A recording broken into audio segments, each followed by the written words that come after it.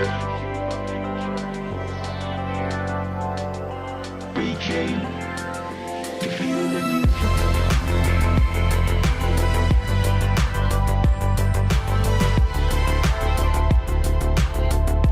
Deathmatch.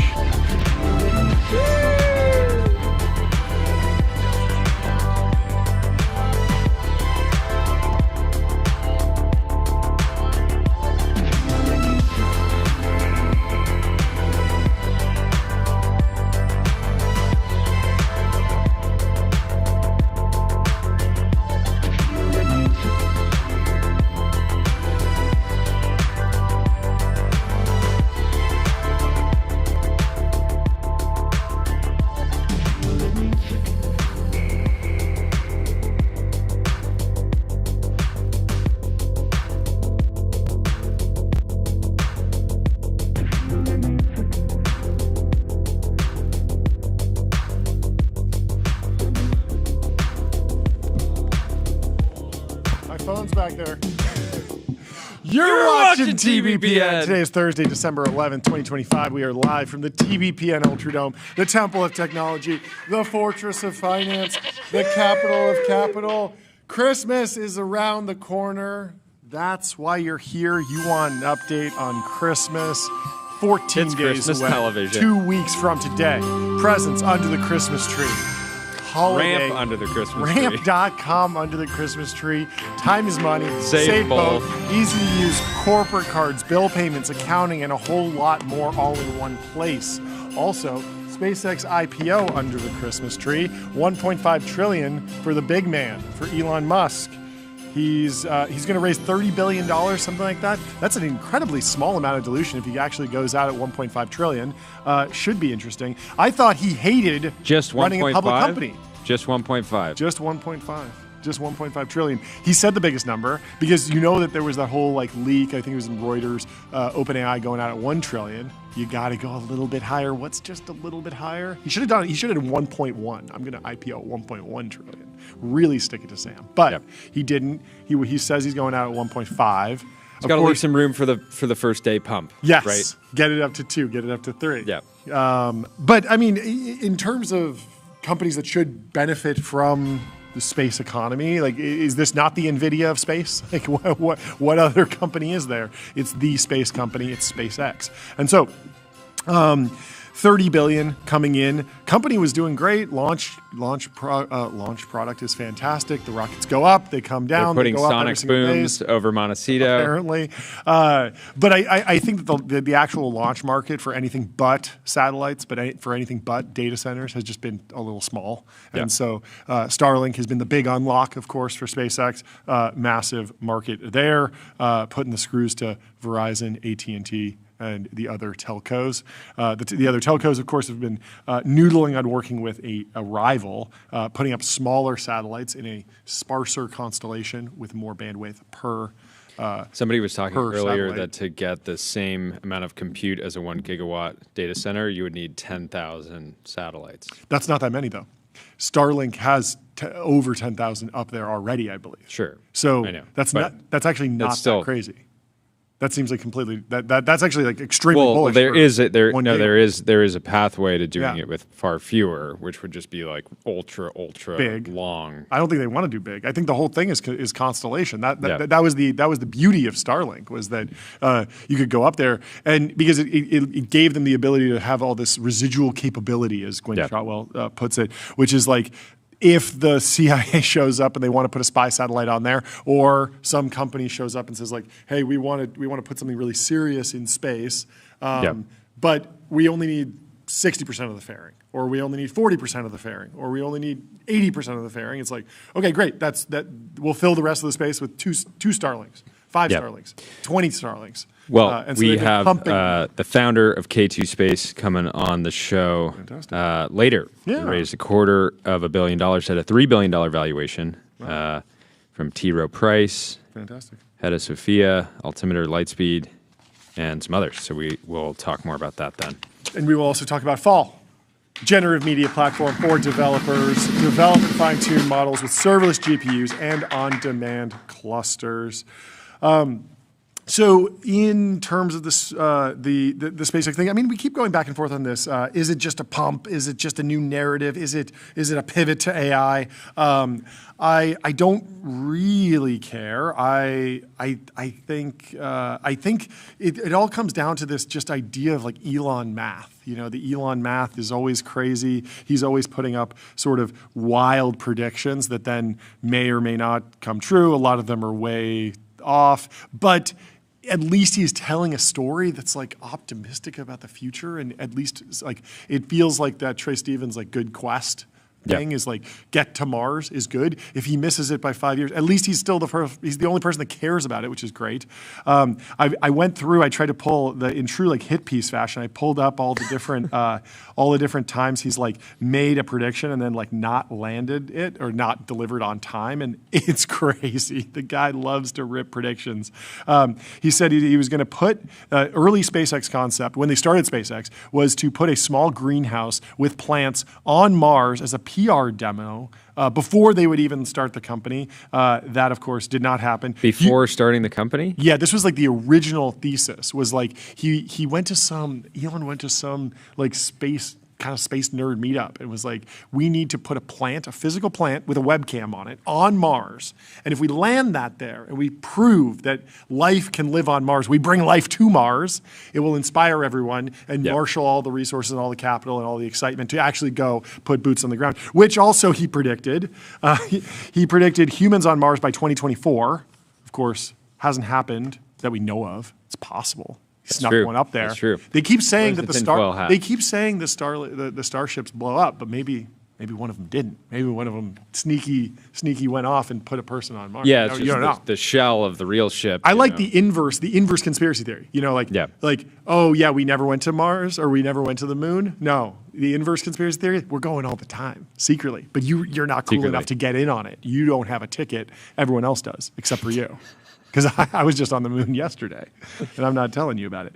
First crewed Mars landing as early as 2029. A little too early to say, but that one feels aggressive. We're just 4 years out, and you got to put a whole crew down there. He also said tourist trips were going to be happening around the moon by 2018. Didn't hit that. Yeah.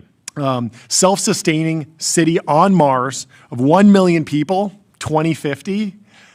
Feels a little early, but I don't know. 2050 is a long Anytime you're way getting away. more than a couple decades, anything anything can happen. Anything's possible. I agree. But then, of course, there's a bunch that he succeeded in. He said that he was going to deliver reusable orbital rockets. He did it. Yeah. And what else matters? At least he's also predicted fully reusable Starship with rapid turnaround. It's a little too soon to tell. He's behind some of the early dates, but in general, that project seems like it's real. It's going to happen. Yep. It's taken a little bit time. He has a bunch of other funny ones, but it is interesting how the SpaceX narrative has shifted from first we're going to Mars. Then there was the whole. Do you remember SpaceX point to point? Are you familiar with this? So there was a pitch for a while. Like a commercial, is this a replacement for an airliner? You'll just go up and then come down and land? Exactly. So it was like New York to Tokyo in like 30 minutes. Because that would go so hard. Insane, right? Insane. So the idea was like you're in Manhattan. Imagine being able to commute to Tokyo for some obscure job. It'd be amazing.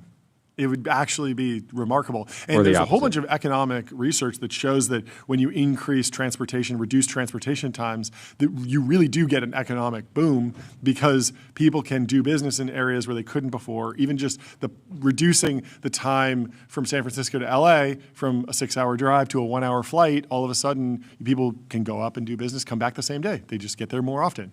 Yep. I had a hot take for a while that if I was the president, I would recommission the SR-71 Blackbird, which of course goes, I think, Mach 3. So you can actually get from DC to London in like 2 hours because it's a supersonic jet. And so imagine that. Imagine the presidential SR-71 would go also very remarkably hard, right? And imagine the aura of, something happens I remember I thought of this because the Queen had just passed away very sadly. And of course the president was planning on visiting the Queen, paying respects to all the people of Great Britain. But imagine if, the news breaks and it's like, this is important. I'll be there in 2 hours. And I'm there on the ground. Like same day the news breaks. Not, oh, we got to charter the 747 and bring the whole crew and land, and I'll see you in 2 days, and it'll be a whole thing. It's like jumping in the car. Yep. Or imagine these trade deals. These trade deals. Oh, the H-200s are going to China, or something's happening in Taiwan. Hey, Xi Jinping. So what happened? What happened with the point-to-point program? Has there been any? Oh well, it's all just predicated. I mean, so the Starships are still blowing up, so no one wants to get on those. But in theory, if Starship, but there was nothing reliable, they never had any comms. It was like, we're scrapping this. No, not at all. It was just like an interesting. It was an interesting like back of the envelope like bull case for like the business basically. Just saying like, okay, yes, Starship is going to be really good at getting to the moon, getting to Mars, getting a bunch of Starlink satellites in orbit, right? It's like a good business. But Elon is always the king of opening up new markets and just kind of saying like, well, what if he was also replacing commercial air travel? Yeah. And people are like, wait, that's a huge market if you can do that. And of course, if you could make it more economical, who would ever pay for a ticket on a 747 when you could ride a rocket and get there literally 90% faster? Like it's crazy the amount of time that you would save. Now you have to go from Manhattan on a boat out to a launch pad. You can't take off from JFK. Like there's a whole bunch of wrinkles, and that's why this is all practically probably like 20 years in the future. But it was one of those famous examples of an Elon project where if it doesn't violate the laws of physics, it eventually will happen, and that's a lot of what's happening with the data centers in space. We need to inference things. We need to inference things like cognition. And the team, because they are the team behind the AI software engineer, Devin, crush your backlog with your personal AI engineering team. Right now, Devin's inferenced on Earth. Who knows? Maybe in the future, it's inferenced in space. I think that the space data center thing, people are still having the debate on like, is it possible? It's like, obviously it's possible. The question is over under a gigawatt by 2027, which is when the other big clusters come online. Will it be competitive in the short term, in the near term? And then on the flip side, like, if you're a bear, are you saying that it's not going to happen in 20 years? And then, I mean, the big question is, there's one more Elon gambit that he could run with. One more like, oh, you wanted a fifth act? Just one? No, I mean, there's tons. But there's one that's really wild, which would be if he straight up said, we're building the Dyson Sphere. Like, we are going to launch. Tyler's nodding. He's pumped. He's pumped. Isn't he the obvious? Isn't he like the only real candidate? Well, he's the only candidate for everything in space because he has the leading space company by like it's 2 orders of magnitude. I think someone at Anthropic has said that the Dyson Sphere is in the plans of Anthropic. Of Anthropic? They weren't trolling? I mean, I don't know. I think they're going to need to acquire a space company if they want to do that, because how do you get isn't the Dyson Sphere just a bunch of solar panels around the sun directly capturing 100% of the energy that's put off by the sun? Yeah. Well, I don't think it has to fully, like, it's not like there can't be any light coming out. It's just like strips of. Oh, I thought Kardashev 1 is you're capturing 100% of the energy that's hitting your planet. Kardashev 2 is you're capturing 100% of the energy that is given off by your star. Yeah, actually, I think maybe what I'm talking about is there's a different term. Maybe they're two different things. Maybe Dyson Sphere could just be, okay, you're only capturing 50% or 10%, and then Kardashev 2 is you're capturing 100% of the energy coming off your sun. Tyler, the chat wants to know, did we ever find out if this kid, I'm assuming they're talking about you, is related to Elon? Why would he be related to Elon? I mean, he's got a lot of sons. Oh, okay, yeah, could be anyone. Maybe. Should we read through this? So, Eric Berger over at Ars Technica. You should also read through the daily newsletter, Tech Analysis and News Daily from TBPN. We're doing ad reads for our own newsletter now. We love that. Get our daily op-ed, top headlines, and best posts from the timeline I can't read the rest of this. Tyler, you got to every day. TBPN.com. TBPN.com. Go subscribe. Thank you. I'll send this. So Eric Berger is writing a piece called "After Years of Resisting It, SpaceX Now Plans to Go Public. Why?" And Elon actually replied to Eric and said, as usual, Eric is accurate. So I thought it was worth reading through this. Yeah. Eric says, SpaceX is planning to raise tens of billions of dollars through an initial public offering next year. Multiple outlets have reported, and ours can confirm, This represents a major change in thinking from the world's leading space company and its founder, Elon Musk. Wall Street Journal and the information first reported about a possible IPO last Friday, and Bloomberg followed that up on Tuesday evening with a report suggesting a $1.5 trillion target valuation.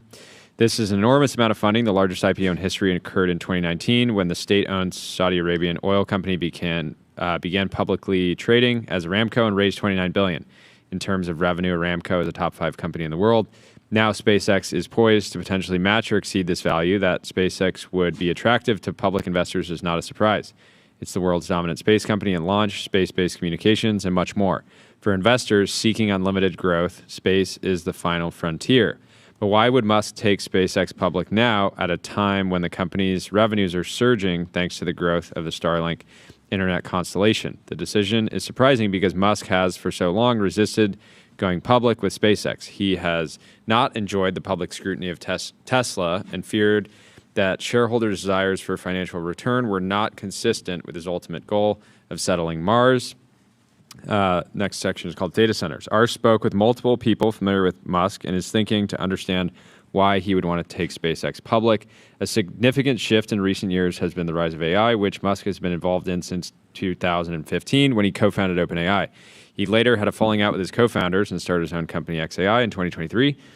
At Tesla, he's been pushing smart driving technology forward and more recently focused on robotics. Musk sees the convergence of these technologies in the near future, which he believes will profoundly change civilization. Raising large amounts of money in the next 18 months would allow Musk to have significant capital to deploy at SpaceX as he influences and partakes in this convergence of technology. How can SpaceX play in space? In the near term, the company plans to develop a modified version of the Starlink satellite to serve as a foundation for building data centers in space. There you go, John. Musk said as much on X in late October, quote, SpaceX will be doing this, but using a next-generation Starlink satellite manufactured on Earth is just the beginning of this vision. The level beyond that is constructing satellite factories on the moon and using a mass driver, electromagnetic railgun, to accelerate AI satellites to lunar escape velocity without the need for rockets. Musk said last weekend on X. That scales to 100 terawatts a year of AI and enables non-trivial progress towards becoming a Kardashev 2 civilization.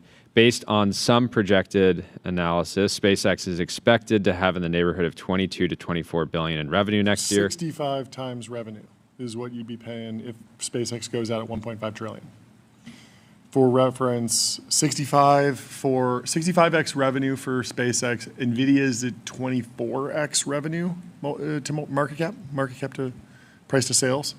So like twice as expensive as NVIDIA, but also, you know, probably like an even wider lead to the rest of the industry, newer industry. I don't know about the margins, but potentially higher margins. You know, and again, massive earlier market in this article size. Is talking about like, you know, space being more infinite, vertically integrated, right? Anyways, that is a lot of money. It's on par with NASA's annual budget, and SpaceX can deploy its capital far, far more efficiently than the government can. So the company will be able to accomplish a lot, but with a large infusion of cash, SpaceX will be able to go much faster. This is the thing that I'm not certain on.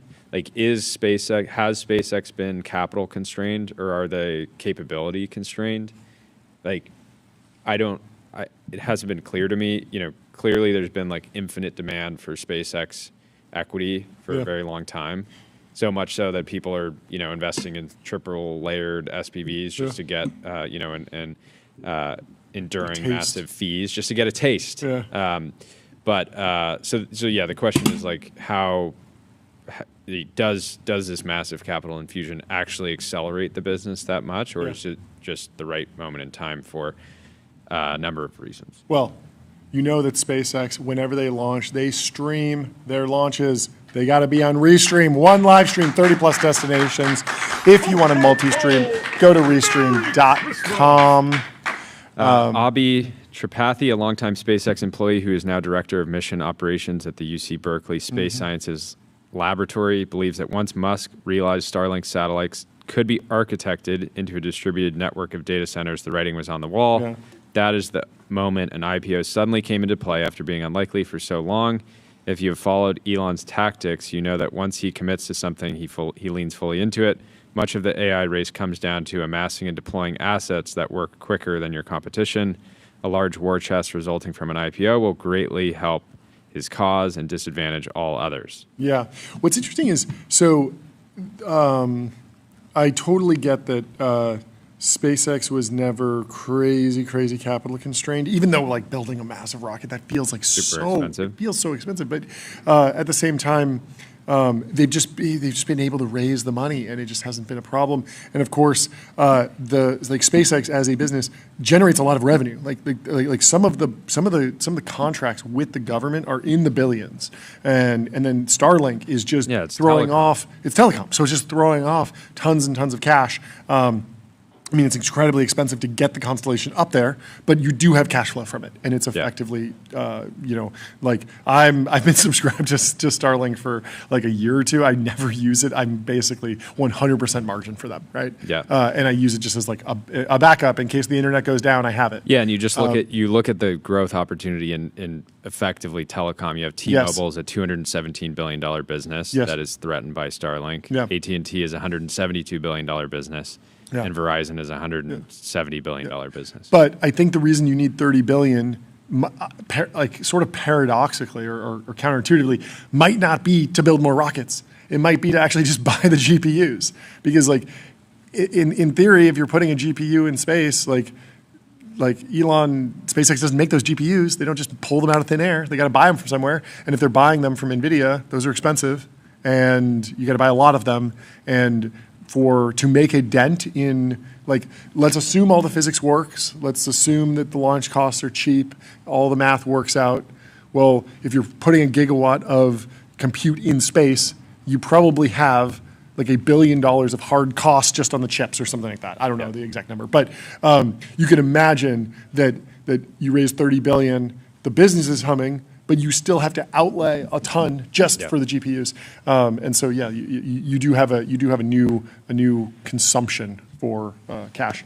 Anyway, let me tell you about public.com, investing for those who take it seriously. They got multi-asset investing that's trusted by millions. Did you want to? Do you think that XAI gets rolled into SpaceX or Tesla? That's the hard part. I thought it was going to be Tesla for sure, because Tesla has the lineage. They have their own chip. They have massive data centers to train AI models for full self-driving. It felt like such a logical place for XAI to land, but now maybe it lands at SpaceX. I don't know. Yeah, if SpaceX becomes the data centers and space company, and they're effectively like reselling. Yeah. Also, I mean, I don't.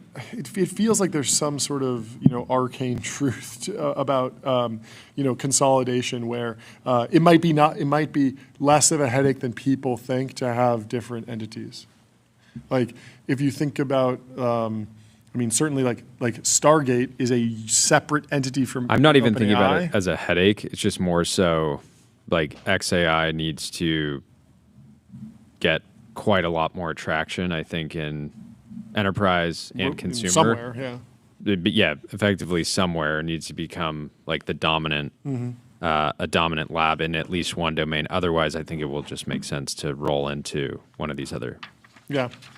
Well, we should read through some of the history about Founders Fund's investment in SpaceX, because it might be one of the greatest. It might become the greatest venture capital investment of all time. It certainly feels like it's in the running. This is from Nico Wittenborn. It says Founders Fund investing $20 million out of a $220 million Fund 2, which also invested in Palantir and Spotify early, is just nasty.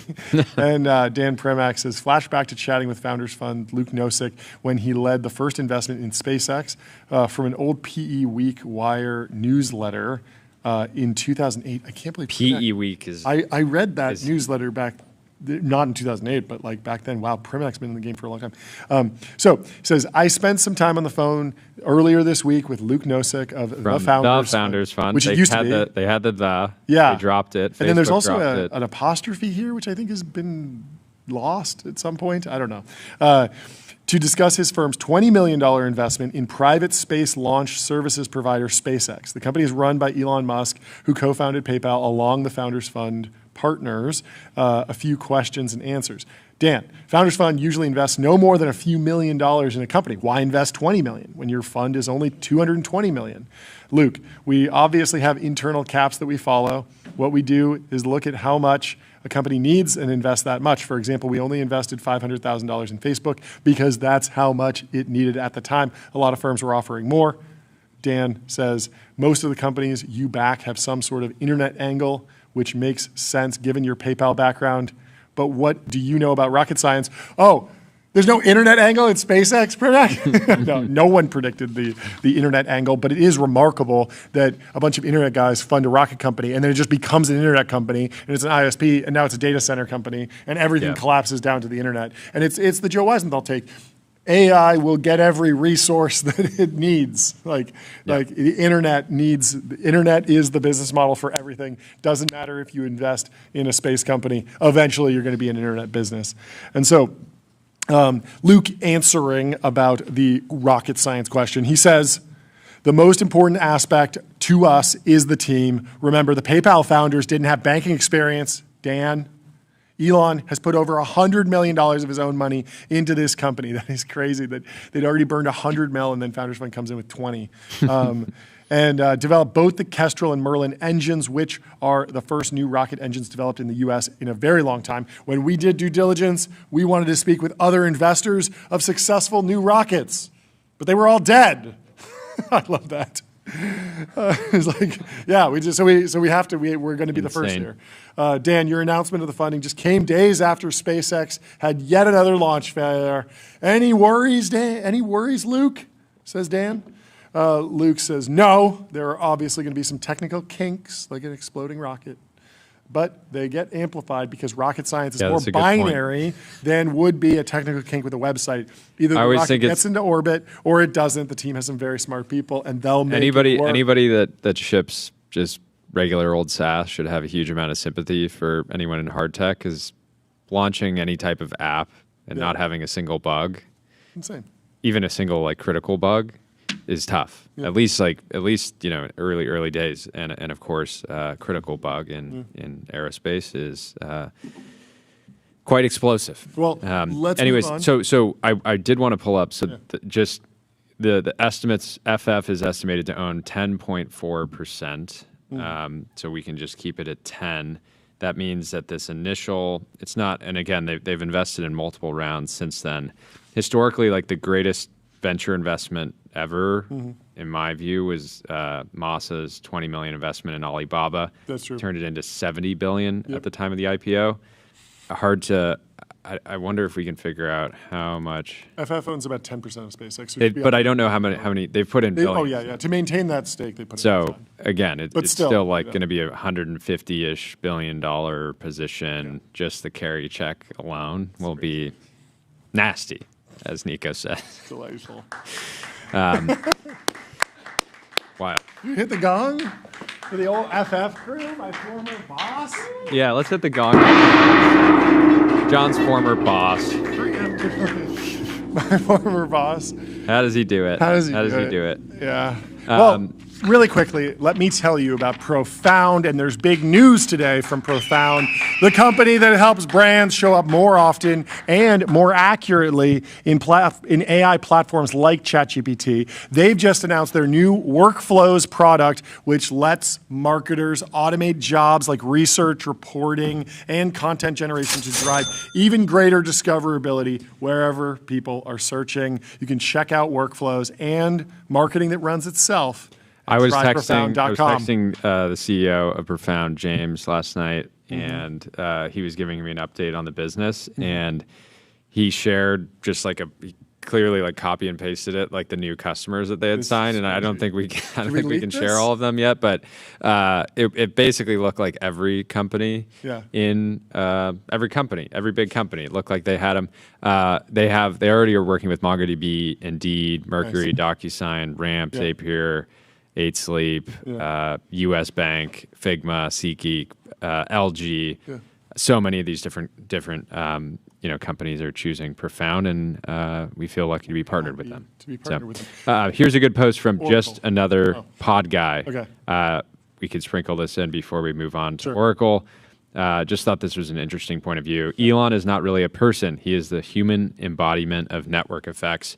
When you've been operating at that level and breadth that he has been, you aren't really dealing with an individual. You're dealing with a deep bench of talent and capital with a comms guy who is addicted to Twitter at its head. The same warnings about underestimating Trump, the person, versus Trump's cabinet apply to Musk, but 100x, and with far less irrationality injected and with a much higher caliber of people. Does he overpromise, overhype, over-hyperbolize? Of course, but I would guess the median IQ and depth of expertise of the bench around Musk is higher than that of any nation state. Yeah. I thought this was obvious to most people. So yeah, it's just crazy how, like, yes, you just have to accept the over-promising, the over-hyping and stuff, but recognize that it's like no one else is trying, really. There's very, very few people. Well, they're trying. Yeah, but in terms of like the real people making a run at a lot of these crazy ideas, like they're just it's incredibly thin. It's incredibly thin. There aren't that many people. There are a lot of people that just don't take it seriously. But anyway, let's move over to one of Elon Musk's best friends, I believe. They're boys. They're boys. I think they're boys. Elon can count on Larry for $1 billion or $2 billion. Yeah. Over text. So Larry Ellison is addressing, he's sitting on stage here in this Wall Street Journal article on the news that Oracle shares have tumbled as AI spending outruns returns. So Oracle is facing mounting anxiety from investors about how much it's spending to build out data centers for the artificial intelligence industry.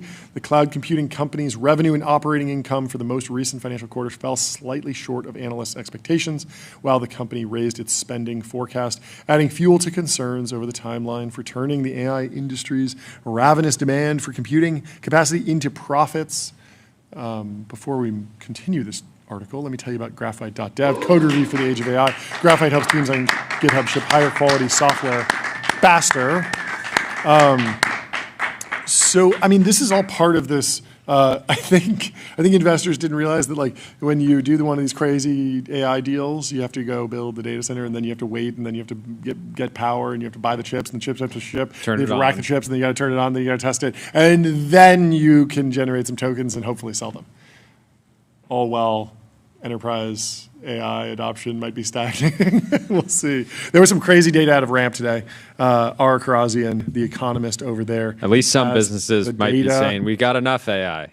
We like it, but we have enough. Apparently 55% of businesses are just like good without paying for AI.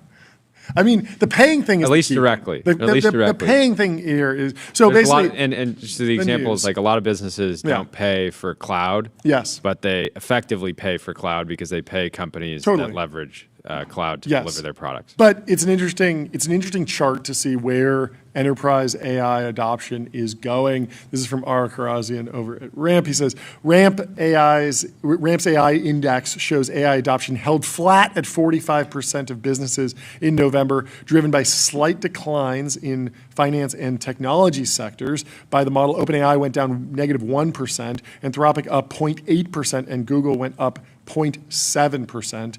And so you can see that this chart in 2025, OpenAI had a big jump, and then just has been flat for the last couple of months, a little bit down. Anthropic's been on a much smoother. It seems like they didn't exist in 2023, basically, or maybe they didn't have a paid plan that really appealed to businesses. Then 2024, you see some slight growth here. And then 2025, a much smoother, like, okay, uptick, growing more. Kind of all keeps up with this, they've been 10xing every year, like an Instagram hustle account. But OpenAI had a massive spike at the start of 2025, and then has been a little bit flatter. But it is interesting. I wonder how much you read into this. So Ara has a take here we should go through. Before we do, let me tell you about Fin.ai, the #1 AI agent for customer service. Automate the most complex customer service queries on every channel. So he says adoption is flat. Is the bubble popping? And he says, I'm not calling it yet. The slowdown comes at the end of a rapid run-up in adoption rates in 2025, which coincided with a significant step change in the capabilities of these models. Now, the effect of the latest advancements has faded. If we want to see another run-up in adoption, we would have to see at least 1 or 2 step changes, technological gains, the models get even better, spurring faster adoption, or implementation gains, early adopters figure out the best use cases for AI, and the rest of the market follows, driving incremental adoption. Both are likely, the latter even more so, as adoption actually rose in several industries with relatively low adoption rates like retail, construction, and manufacturing. Is Google's AI good now? He says it's still underrated. Adoption of Google's Gemini rose 0.7%, its second highest monthly increase on record. And then he says, what's going on with OpenAI? He says he cautions an overreaction to the latest results, which show OpenAI adoption dropping while Anthropic and Google adding new users, and what that means for OpenAI's business. I've learned a lot covering how companies buy and use AI. Mainly, this market changes rapidly, and the typical rise and fall timelines of companies does not apply here.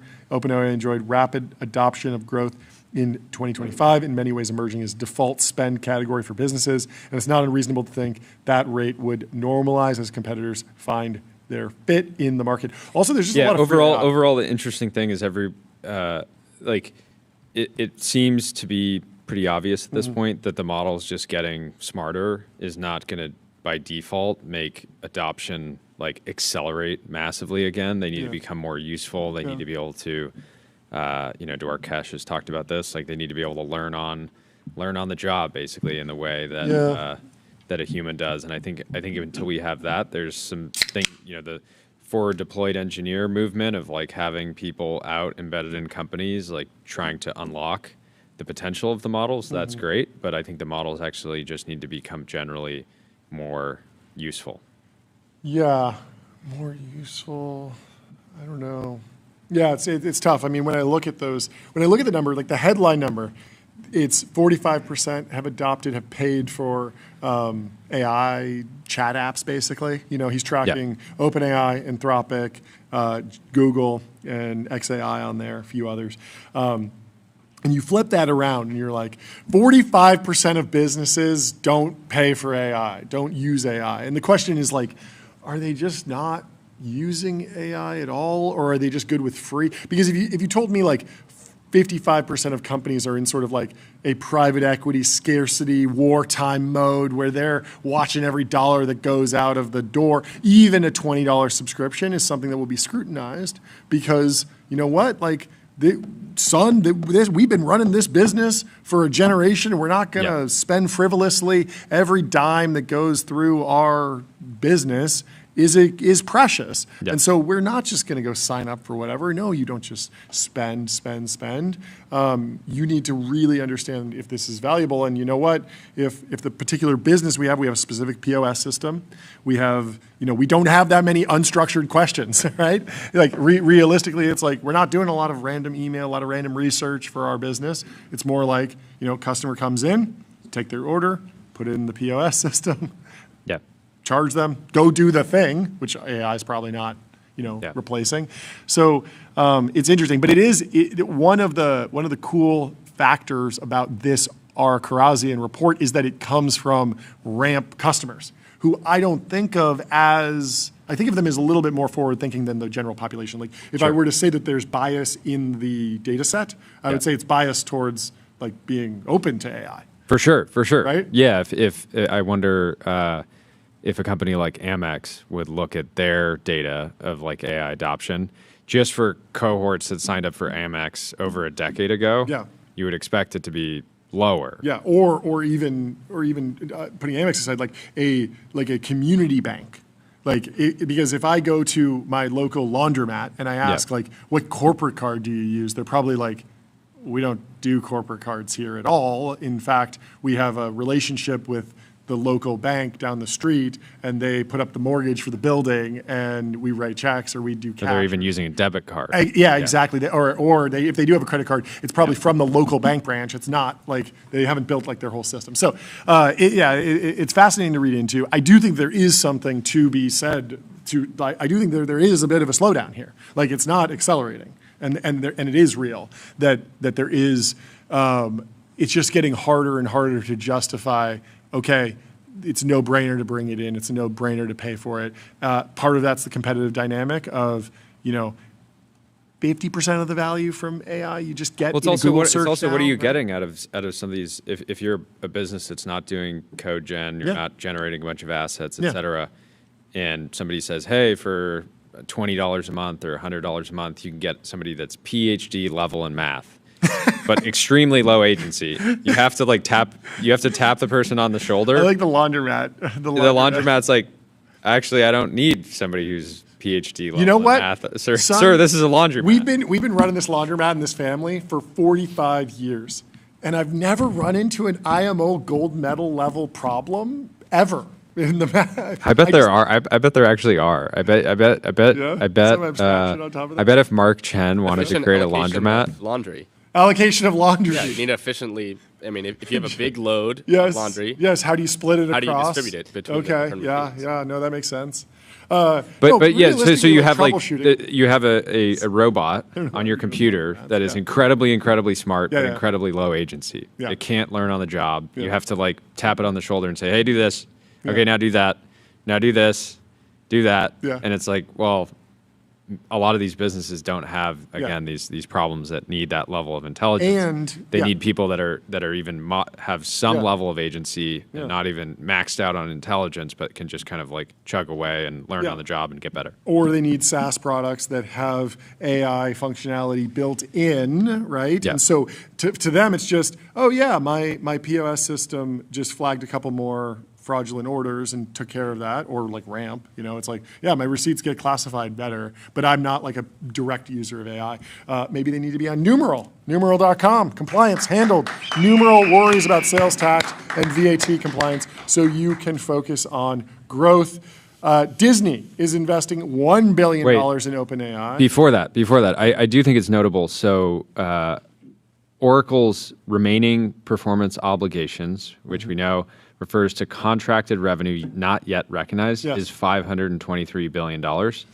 Currently, their stock is trading at 500. Worthy of a gong hit, sure. But currently the stock is trading at only $568 billion.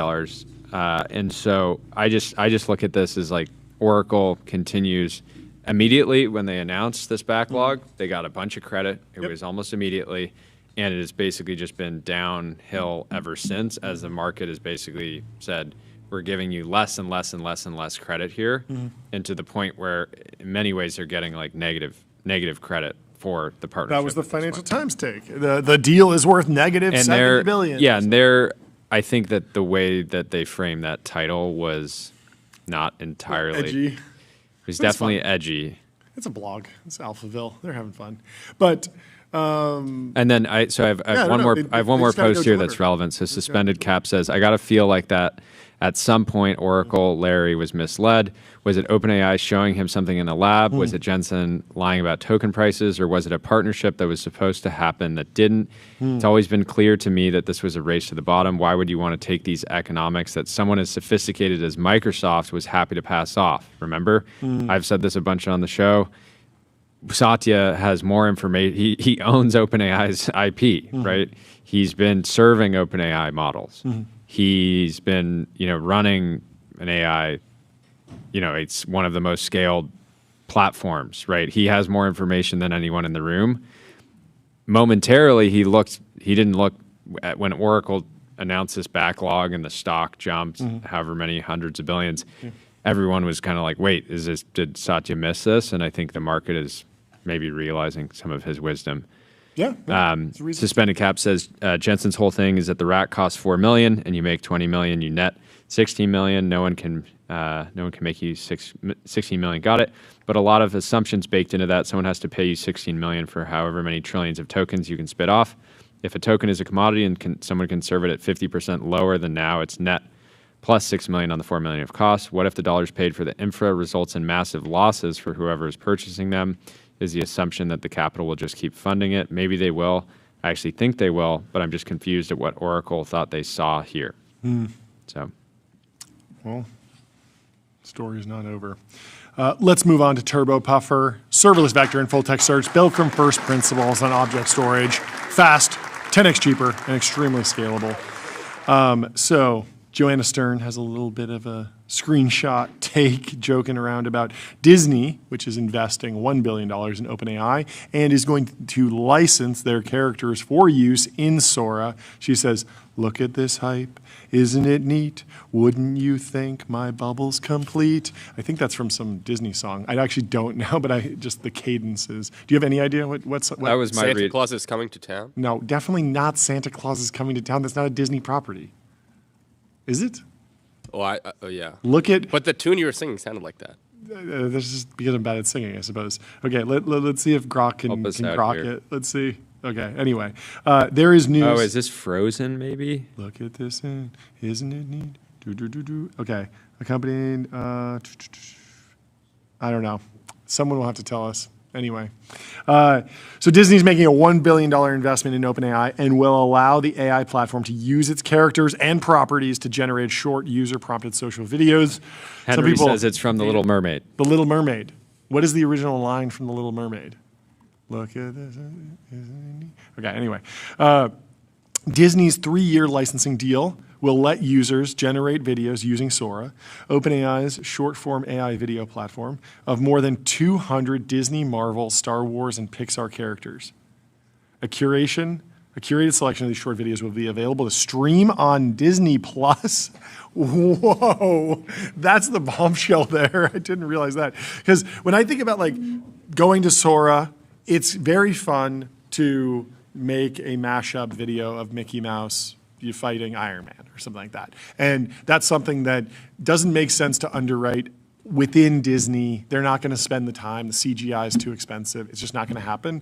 But for a kid who loves, a Pixar character that wants to see, Wall-E join the Avengers and go fight Thanos, like that could be a delightful, delightful experience for a young child who enjoys Disney's IP, and yet it could make no sense for Disney to actually create that. Makes a ton of sense that they would allow this to happen in Sora in sort of in a way where the economic value is accounted for appropriately. Now, you can Is this debate kind of whether or not deal it's slop, but So historically- I just think the idea that this is going Disney Plus is crazy. That's the crazy thing. Yeah. Because we covered this when we were talking about Sora generally. Just this idea that is it a creation tool or is it a consumption tool? And we were saying, I think, pretty quickly that this doesn't feel like an app that we're going to hang out in. Everyone in the studio was having a lot of fun. We checked their screen times a few days later. No one was scrolling Sora. Or more meta vibes for that. But we continue to see outputs from Sora going pretty viral on other platforms. Totally. Even within our own group chats. What's been the most impactful Sora video that you've probably seen in the last couple of weeks? Me making a Sora video of myself promoting John Fio's energy drink company in a suit, and I just sent it to him directly in a group chat, and it didn't exist, and it wasn't funny in any broader context. Now the weird thing is that is there real demand for Sora level quality content in the Disney Plus app? When I open the Disney Plus app, I feel like it's a place that it has extremely high polish, and I feel like it's a safe and ultimately, place. what to me, what's exciting about this, is personalized entertainment, and which is why I think that Disney would be interested in doing this. If Tyler figured it out with Henry's help, the line earlier was, "Look at this stuff, isn't it neat? Wouldn't you think my collection's complete?" From The Little Mermaid, part of your world. But if somebody loves The Little Mermaid, and then you can prompt a really high fidelity personalized video for your kid saying it's time to do the dishes and singing a little song, right? That's the kind of moment that I imagine Disney would be excited about. Yeah. Of course, this will be immediately abused in 1,000 millions of different ways. But I'm sure they'll put a lot of guardrails in. One thing that's notable, this went out this morning. Disney accuses Google of using AI to engage in copyright infringement on massive scale. Disney sent a cease and desist letter to Google demanding it to stop the infringement. So yeah, basically the article says, as Disney has gone into business with OpenAI, the Mouse House is accusing Google of copyright infringement on massive scale, using AI models and services to commercially exploit and distribute infringing images and videos. On Wednesday evening, attorneys for Disney sent a cease and desist letter to Google demanding that Google stop the alleged infringement. Quote, Google is infringing Disney's copyright on a massive scale by copying a large corpus of Disney's copyrighted works without authorization to train and develop Gen AI models and services, and by using AI models and services to commercially exploit and distribute copies of its protected works to consumers in violation of Disney's copyrights. So the letter continued, Google operates as a virtual vending machine capable of reproducing, rendering, and distributing copies of Disney's valuable library of copyrighted characters and other works on massive scale, and compounding Google's blatant infringement. Many of the infringing images generated by Google's AI services are branded with a Google's Gemini logo, falsely implying that Google's exploitation of Disney's IP is authorized and endorsed by Disney. So the question, so Disney's not just allowing OpenAI to generate these assets, but they've actually invested, and so the immediate question is, will Disney do any of these IP licensing with other platforms? It doesn't, this kind of lot, maybe. It feels like we're in the press release economy all over again. Yeah, I don't know. It does feel like Disney's sort of like picking a winner here in AI video. And they're saying like, we like OpenAI and we don't like Google, which is sort of a bold move. You would think that they would be a little bit more platform agnostic. I'm fascinated by this. Then again, Thrive Capital bet the fund Yeah. in some ways on OpenAI. Who's co-owner of Thrive? Bob Iger. No way. Okay. Remember, he was part of a that's small right. cohort that Yeah. bought a few points of Okay. Thrive. Get out the red string. It's all connected, of course. Get out the board. Get out the board. You were right, by the way, on the structure. So Disney's putting a $1 billion investment in, but they're also getting warrants to buy more stock in OpenAI at its current $500 billion valuation. So there's a little bit of opportunity in the future if the valuation goes up, that they'll get a good deal there. I really can't get over this Disney Plus news. I really, okay, it does say a curated selection. So I think that I would be very upset about the idea that I would open if It's just a random selection of whatever. You know where I'm going with yeah. this. Like I As a think parent, that WALL-E is a film that is like, I think it's art. I think it's art, and I think it's you don't okay just watch. for my children to watch WALL-E. You study Yes, WALL-E. yes. But I do took think notes. I do think that a lot of the Pixar films and a lot of the Disney films, they have an opinion, they have craft, they have something that elevates the human experience. The human, like it is not purely brain rot. It's not slop. And if you were in a funnel where you watch something that's a great, interesting film with an opinion, with something to say, and then it's like, do you want to continue watching? 5, 4, 3, 2, 1, and then it's just blasting you with the craziest Sora mashups possible. Like, you're going to make a lot of parents very upset. So this better be in another tab. But I do like that they said it's curated, because as long as there's like some sort of human in the loop to like say like, okay, they clearly jailbroke on that one, because you know people are going to get crazy with this. Yeah, some people are doing me. Every Disney character doing the little yachty walkout, you know? Okay, that's actually okay for the kids. I fully support that. Coffin is a banger, and I'm good with that. But no, I mean, YouTube Kids famously went through a really, really dark period with Spider-Man and Elsa mashups, and that were very suggestive and bizarre. And it's been a game of whack-a-mole for a long time. And I think people don't expect, when they open up Disney Plus, they don't expect it to be a game of whack-a-mole. They expect it to be curated, and so Disney really needs to continue to instill this idea that they are curating. Yeah, so Disney has sent cease and desist letters to Meta, Character AI, as well as against Midjourney and some other companies. Yeah. I wonder, have they ever sent a cease and desist to who? OpenAI? Oh, I don't know.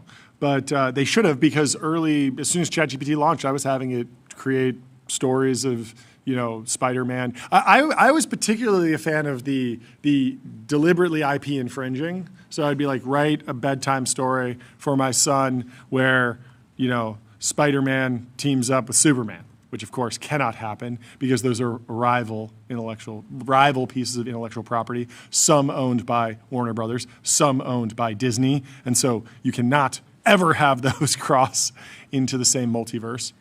According to Google, yes. Gemini, which Disney has now sent this Yes. cease and desist to, Disney has never taken any type of legal action against OpenAI. So, Well, they picked hanging out. they picked a side. Well, fortunately, we have someone who can add a lot more context here. We have Dylan Byers from Puck News joining us in person in just a few minutes, whenever he's ready. In the meantime, let me tell you about Gemini 3 Pro, our sponsor. Google's most intelligent model yet, state-of-the-art reasoning, next-level vibe coding, and deep multimodal understanding. Let's pull up this clip. Bob Iger and Sam were on CNBC this morning. We can pull it up. This is a 12-minute video. Can we play some of this and see if there are key moments there, and then we will bring in Dylan. Yeah, so the current deal is a 3-year license with exclusivity for the first year. So again, it's very possible that a year from today, Google ends up with the same ability to leverage Disney IP. Disney will set and evolve the guardrails for how its 200 characters will be used. 1 year exclusivity doesn't seem like that big of a deal to me because VO3 and Nano Banana are barely rolled out into YouTube. Like, you can put them in shorts, but it's kind of a creative tool. Like, YouTube does not seem like we got to win the AI vertical video game this year. This feels more detrimental to Facebook and Meta than OpenAI, honestly, or than YouTube, honestly. Anyway, let's table this video. We can come back to the clips. I'm sure it will be clipped more precise detail. Instead, let me tell you about Adio, the AI native CRM. Adio builds, scales, and grows your company to the next level. And let's bring in Dylan Byers from Puck News. Dylan, thank you so much for taking the time to come down to the Ultradome. Good to see you in person. Welcome, welcome. Please have a seat. Thank you. And if you could kick us off with a little bit of an introduction on yourself, however you describe yourself these days, whatever's quickest. I'm a senior correspondent for Puck, where I cover the media industry. Yeah. Media business, media gossip. How is covering the media different than covering the oil and gas industry or tech or anything else? More navel-gazing, more ancestral. Because you're in the media, you can. Are you doing the navel-gazing, or are you reporting on navel-gazing? I navel-gaze at the navel-gazers. Okay. Oh, it's sort of an Ouroboros of navel-gazing. Interesting. Yeah, very ancestral. Has navel-gazing been the top story over the last couple weeks, or is it more deal-making? Well, here's what's amazing. Yeah. It's amazing that at a time when Paramount and Netflix are going to war for Warner Brothers Discovery, the media industry is obsessed with Ryan Liz and Olivia Nuzzi. Oh yeah, that's a big one. Barry Weiss. CBS. Oh yeah. The media industry is funny because it has a way of the smallest, most inconsequential gossip has a way of consuming the industry at large. That doesn't feel like what the last couple months have been, though. like the Olivia Nuzzi, the Liza thing, that feels like much bigger than some small story. Is it really? It used to be bigger. So part of why media loves covering media is media likes to cover things that get a lot of attention, and media businesses, in their very nature, their job is to get attention. So everyone knows. Monetize it. I think that's part of it. I just think we're obsessed. We're obsessed with ourselves. Yeah. But an example I would give, very often I'll find a fashion brand that is like a household name will have $5 million of revenue, right? Oh, it's because they're just people like fashion. Yep. It gets shared a ton. Yep. And so I think it's a very... Same thing with individual influencers. They might be recognized on the street. If you put them in a headline, it's going to get clicks. Versus if I was I have a report here on a oil and gas company that's doing $50 million a year, you'd be like, no no one's going to click on that. No one knows what that company is. People need stories. People Yeah. need like you need personalities. Yeah, I mean, And the media lends itself to that. Yeah. Yeah. Unfortunately, you can do that at the executive level with Sure. the Paramount, Netflix, WBD deal. You can do it down on the newsroom floor. Yeah. I think people need personalities to make these stories Yeah. human. Also, there's just there's only so much intrigue in numbers. Do you feel like the Paramount, Netflix, Warner Brothers story has been particularly personal? Have you been focused on 100%. it? It's the most personal at that level, at a major M&A level, even more so than when Bob Iger and Brian Roberts went to war for Fox, which was personal too and had a lot of subplots there, especially on the Murdoch side. Of course, this is personal. This is you've got in David Ellison, a guy who is basically staking a lot of personal money, a lot of his dad's money, trying to get this asset, and then doing all the right things, sending all the right signals to David Zaslav and the WBD board, having all the right dinners, going to all the right fights, and then being sort of spurned at the last minute for someone else. And that negotiation and the Trump element and the relationships between Ted Sarandos and David Zaslav, and then David Ellison and Larry Ellison and David Zaslav, it's absolutely fascinating. So do you think, I mean, there is a world where They're selling also a business, it should like- be purely economic, right? Because it's the... Yeah, and it will be. It will be in the end. The funny part is like the personal element is there, but at the end of the day, whoever spends the most money is going to get the asset. But if you're more personal, you might be able to marshal more capital, you might know more people, you might be more people might be willing to rally behind you, and we're kind of seeing that with Ellison pulling in folks all over the board because, he has personal relationships with them. Is that roughly right? That's roughly right. Yeah.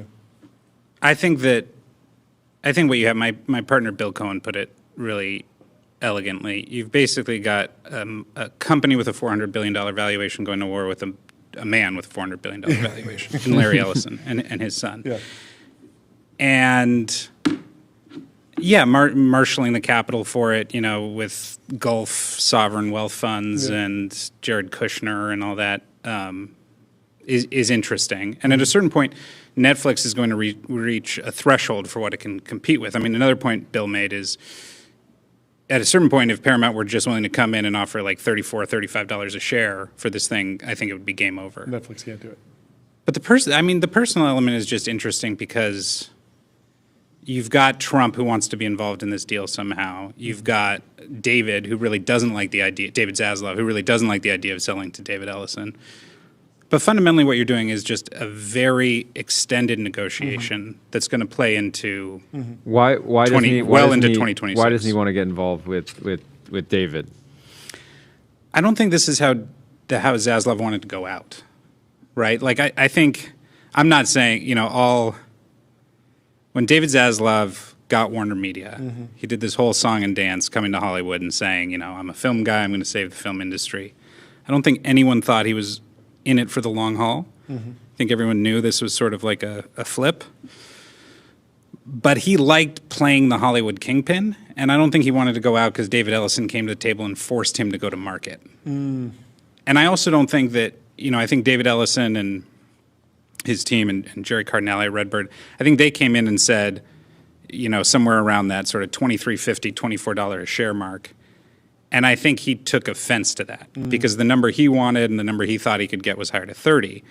And David, look, I have spent a lot of my time at Puck writing about all of the various misguided exploits of David Zaslav at the top of Warner Brothers Discovery.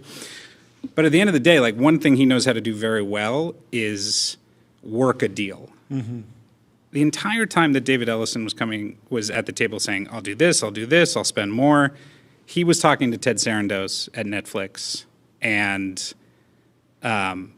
basically, by virtue of playing those two off against each other, is probably going to end up driving the deal up to a price that is actually higher than $30.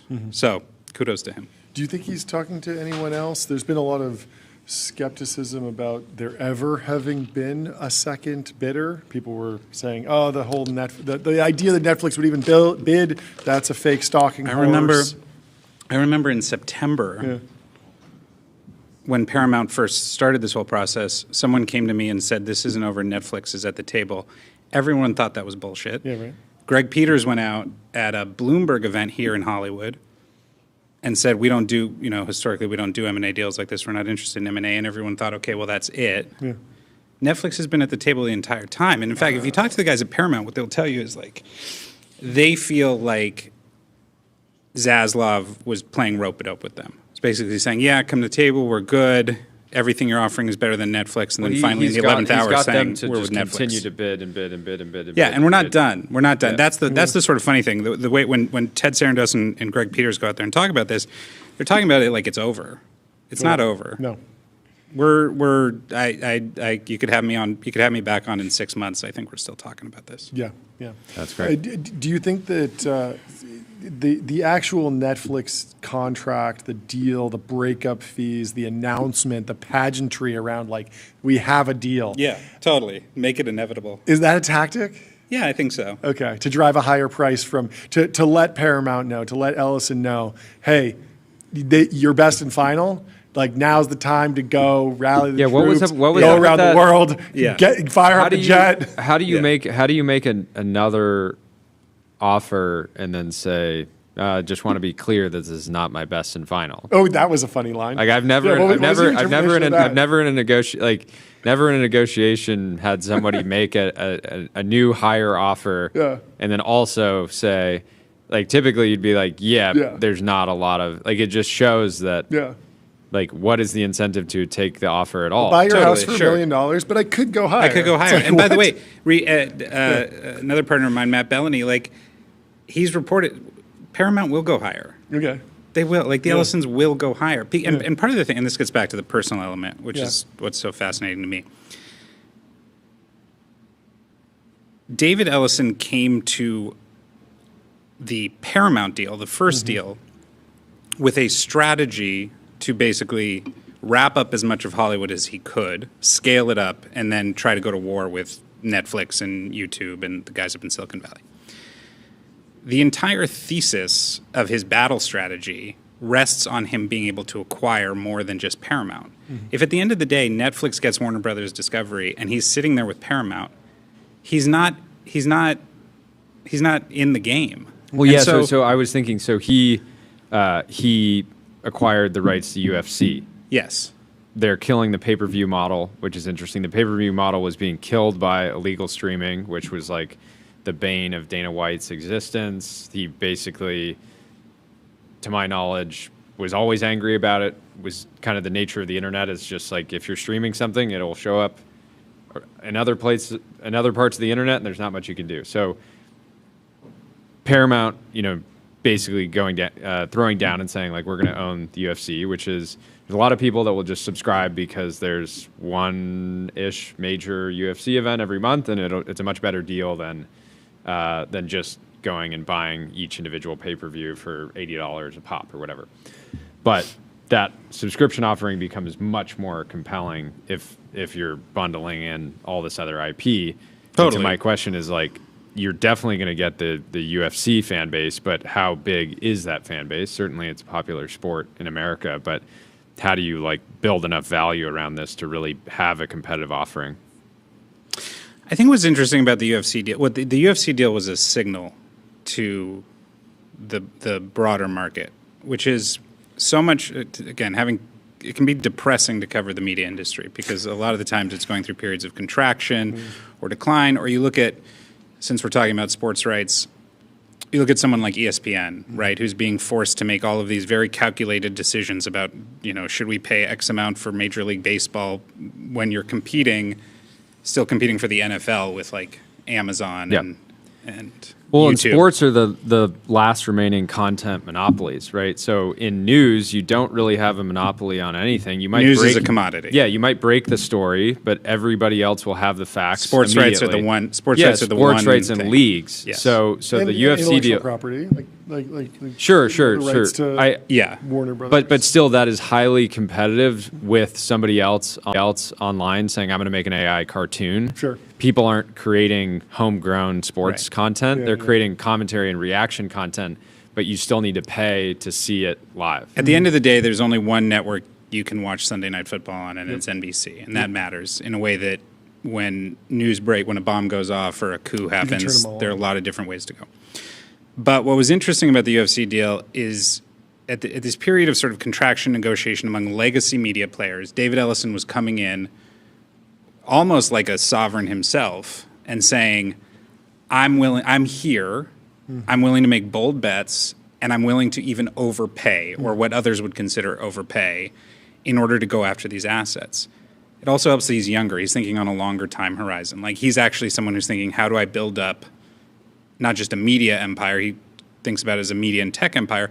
How do I build that up over the course of decades? So he's making these really long-term bets. And again, part of that, it was never, ever just about Paramount. I remember sitting in the Polo Lounge with somebody before the Paramount deal even closed, and they're like, he's going after WBD next. Like, this is a scale play. And so that just brings me back to, like, you can't execute the plan if you're just sitting with Paramount. And so if you're Zaslav, and the guy's like, well, yeah, our best and final offer is whatever, starts with a 2. He's like, the fuck it does. Like, no, it doesn't. You need me more than I need you. That's right. Very That's clearly. right.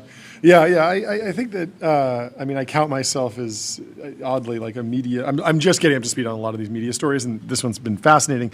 But just digging into David Ellison's history, starting Skydance in 2004, he really has been in Hollywood as at least given it his all for 20 years. He starred in Flyboys, the movie that he shot. He clearly wants it. He's about that life. It's hard to call him a tourist. I don't know if you've seen Flyboys. It wasn't great. No, but to show up and not there are lots of you could easily levy the tourist label at Elon Musk buying Twitter, right? What does he know about social networking? Sure, yes. He's been a PayPal guy, then he's been a space guy, then he's been a car guy. Now he's a social media guy. What does he know about the news? And it's that kind of was true. He did just show up and was all of a sudden I use Twitter a lot, so I'm buying it. Yeah, this is a 20-year journey, right? David Ellison fancies himself a true film buff, Hollywood guy. Yeah.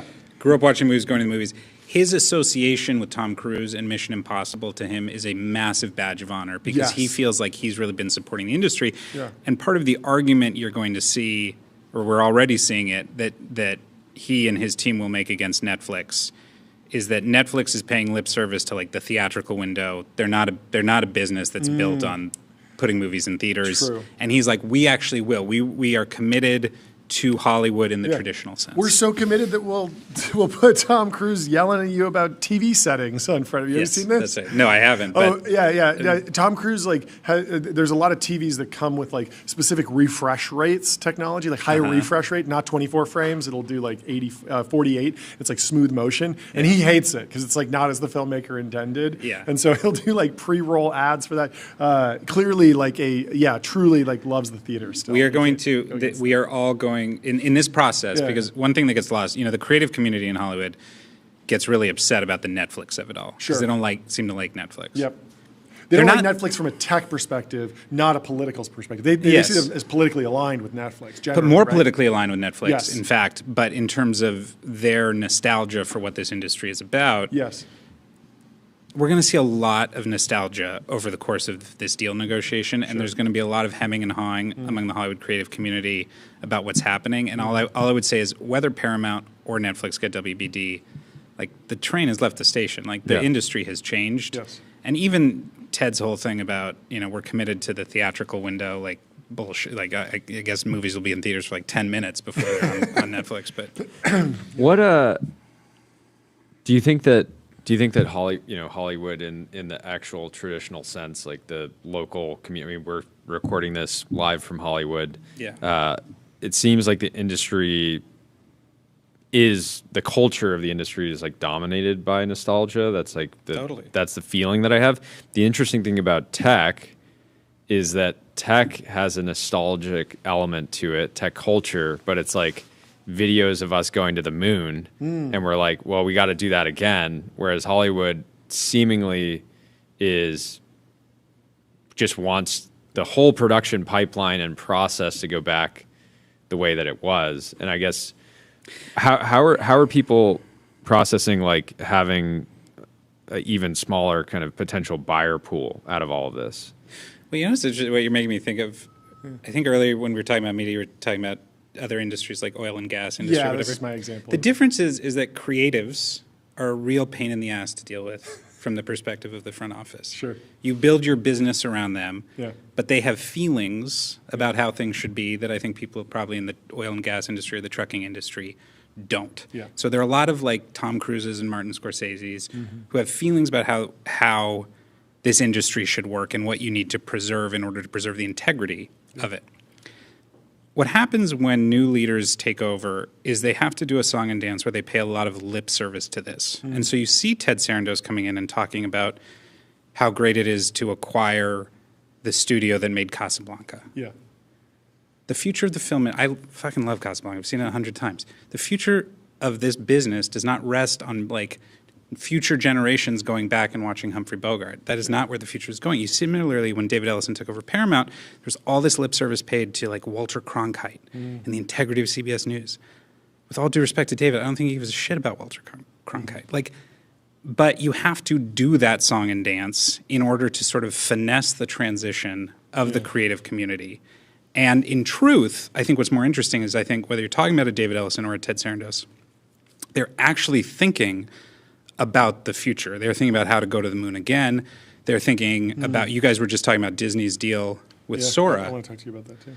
When right after he dropped his peons to Walter Cronkite at this Paramount event just down the street a few months ago, David Ellison talked about how we were just a matter of years away from his kids being able to talk to the characters on Paw Patrol and have those characters talk back to them. Sora, the Disney Sora deal is like an early step towards that future. Yeah. They know that's where we're going. Yeah. It is not my kids watching Bluey over and over and over again. It is them talking to Bluey and telling Bluey what to do. They're thinking about it, but the dissonance between what they have to sort of say to placate the Marty Scorseses and where they're actually thinking about putting the money is notable. I feel like it's notable that, I mean, we talk to founders at least once a week that are building like video models and products that could eventually be used by entertainment or are being used by entertainment. And I get, as an outsider to entertainment, I get excited because I'm like, if budgets for films hold flat and the tools that these entrepreneurs are building get better and better, you'll eventually be able to say, you know, a movie that would have cost $100 million could now be 4 different movies that cost $25 million, and you're using AI to reduce the costs and using it for scenes that are just like, you know, historically expensive to actually shoot and do. And so I see an opportunity for this like Cambrian, like even if budgets just hold flat, a Cambrian explosion of more creativity, more people having the opportunity to create films and television shows and things like that.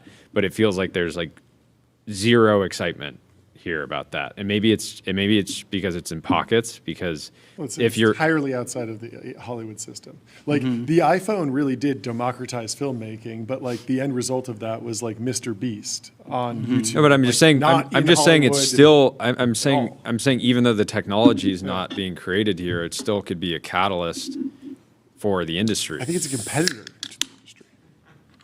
But I don't know. it is, and it's a tool. It's right? a tool. I mean, it's a tool. And as with the iPhone, the question is who has the access to the tool and who gets to harness the tool and then do something great with it. Yeah, the iPhone sort of democratized your ability to create content, and you can argue that the vast majority of what's out there is slop and is not nearly as good as what Hollywood can create. But then again, you just have to look at where people are spending their time. People are spending more time with user-generated content. People are spending more time on YouTube than they are on any other streaming platform. So be able to talk to Humphrey Bogart. You can talk to Humphrey. That's what I want. Put me in Citizen Kane. Yeah, you can put him on the plane. Wile E. put him on a plane. Wile E. Coyote teaches algebra. Yeah, that'll happen for sure. The problem with nostalgia and with trying to preserve the order as it is that the tools are there. Yeah. They're going to be harnessed. Yeah. They are more democratized than they have been in the past. Yeah. And at a certain point, the eyeballs are going to go where they're going to go, and you can't force it. Yeah. And there's this weird sort of like Amish, like let's just like preserve this moment in time. That Okay. isn't gonna So work. is if we hopped in a car and drove over to Burbank and snuck into Disney, Yeah. do you think Bob Iger has like a total revolt on his hands today? Because I feel like Disney is one of the truly creative places. They hire tons of those artists that have opinions. They're talent driven, and yet they just put out an announcement. Yeah, we're gonna do AI content. It feels like it feels like a divisive issue. If I was, I'm sure in management. I'm sure it is for some people. I increasingly find that the stakes are so high, and the change is so fast that the need to meet it is existential. And I think leaders like Iger increasingly care less about that blowback. I'm this is so funny. A long time, like 20 years ago, I was an intern at the New Yorker, and I remember when they opened up, they did the back page where people could submit captions for the New Yorker cartoons. Yeah. And the cartoonists hated it because they felt like that was the integrity of their work should not be opened up to the public. And in fact, that became like one of the greatest sources of engagement with the New Yorker was through that. I think people recognize that being able to say, I want Darth Vader on a beach, or I want, Captain Underpants doing XYZ, like that is going to happen. Yep. You can already sort of do it. Yep. And the question for Disney is, are we going to have a piece of that revenue? Are we going to make money off of it? And in fact, if we know that that's where the puck is going, and at a certain point you will be able to talk to your favorite animated characters, how can we, if we engage with that, then maybe we can start driving. Maybe that helps keep engagement. Maybe that helps drive people to theme parks. There's a whole other piece of it I was talking about with my colleague Julie Alexander just earlier today, but there's a whole other element here too with YouTube where, Google is starting to generate Disney characters and Disney doesn't want that happening. So I think they're trying to set a precedent. They launched a cease and desist last night. They're taking legal action against basically seemingly every scaled player except OpenAI. The OpenAI deal is a 1-year exclusive. And so I think that opens up, I'm assuming Disney's using these lawsuits and the cease and desist to start a negotiation of what this will look like once everybody gets access to it. Yeah. But it's notable that I think this is, even today, just seeing the timeline, I think this is underrated as a deal for OpenAI to be able to drive just at a time when it feels like their product is being. I completely disagree, but continue. At least somewhat threatened by Gemini. Sure. If you're an American household, and you're like a Disney family, what family of apps are you going to be paying money to, right? If one of them creates these magical experiences for your kids, and the other, is completely blocked from generating any IP around that. Because like when kids, I don't know, my kids are young, but if you're a 10-year-old and you realize that like you can, like my son, I generate I take pictures of us and I turn us into dinosaurs, and I have used ChatGPT to do that a lot. It's stuck in his head. He'll be like, let's make some let's make dinosaur pictures. Yeah, it's like a fun. And so when kids realize that any Disney content that they can watch can immediately be like brought into their life, that's going to be. Or if he comes to you and says, "Hey, let's turn ourselves into the Avengers," and you're like, "Well, there's only one app that allows me to do that," then boom, you're back in Sora as opposed. And you're going to pay for it because I think parents will pay almost any price to bring joy to their children. Yeah, so I mean, I agree with that. I just think it's going to be a slow takeoff of that type of content because. But I don't think the whole thing, like Studio Ghibli, was that a slow takeoff? Absolutely, it was a huge meme moment where everyone had to have one. Everyone needed to see what they looked like in the Studio Ghibli mode, and then the usage like dropped off and then started climbing at like 1%. And it is climbing, and it is going to grow, and it will be a dominant form I'm just factor. saying you now have 200 different characters, the most valuable IP in the world. I'm not saying it's bad. It's definitely like an improvement to that product, and it will make Sora a better app, and it will be not just Sora, but it's.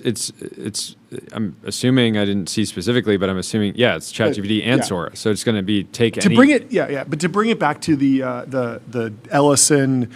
Like the Paramount WBD, like if you put them together, you get something like 15% of all watch hours in America controlled by that company. If you take Netflix and WBD, you put them together, you get 14%. You saw that quote, right? Like Sora, I think is going to be at like less than 1% for like years, and then it will eventually be 5% and then 10%. But next year is not going to be like the year that 10% of watch hours were AI generated video. Like it's just not there yet. I think I commend Iger on at least trying to adapt his company for this future, because that is where it's going. I mean. It's very hard to reject the thesis, even with the available technology, which feels like very beta, very 1.0, that's not where this is headed. And if you've got, no one is sitting on a better IP portfolio than Disney, particularly when you're talking about kids, obviously. Yep. So, there's no easier way to do this than with animation. Yeah. So why not go there? Yeah. I just think, so I looked it up. Yeah. Disney Plus has just under 60 million total paid subscribers in the U.S. and Canada. I think a lot of those subscribers are subscribing for content for their children. For sure. Don't underestimate how many people without kids go to Disneyland. Yeah. That's true. It's a big number. I'm just saying, like, that cohort, OpenAI has like a third of that in paying subs globally. And so I just think I do think this is at least for the next 12 months. I think this is going to be ChatGPT doesn't have a lot of moats, right? Like the product is better than other comparable products. And this is a new moat where if you're those 60 million people that are paying for Disney Plus, like you're an ultra fan, and you're a super fan, and you're going to parks, not going to do it for you. How many people visit? Here's an anecdotal thing. Yeah, please.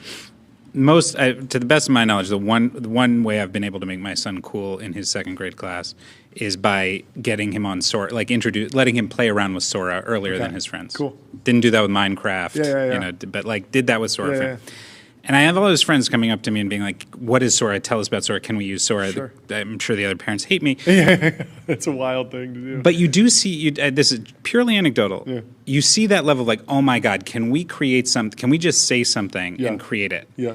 And you think about how sticky Disney has been, right? Like I don't know a single parent in my kids' class who doesn't have a Disney Plus subscription. Yeah.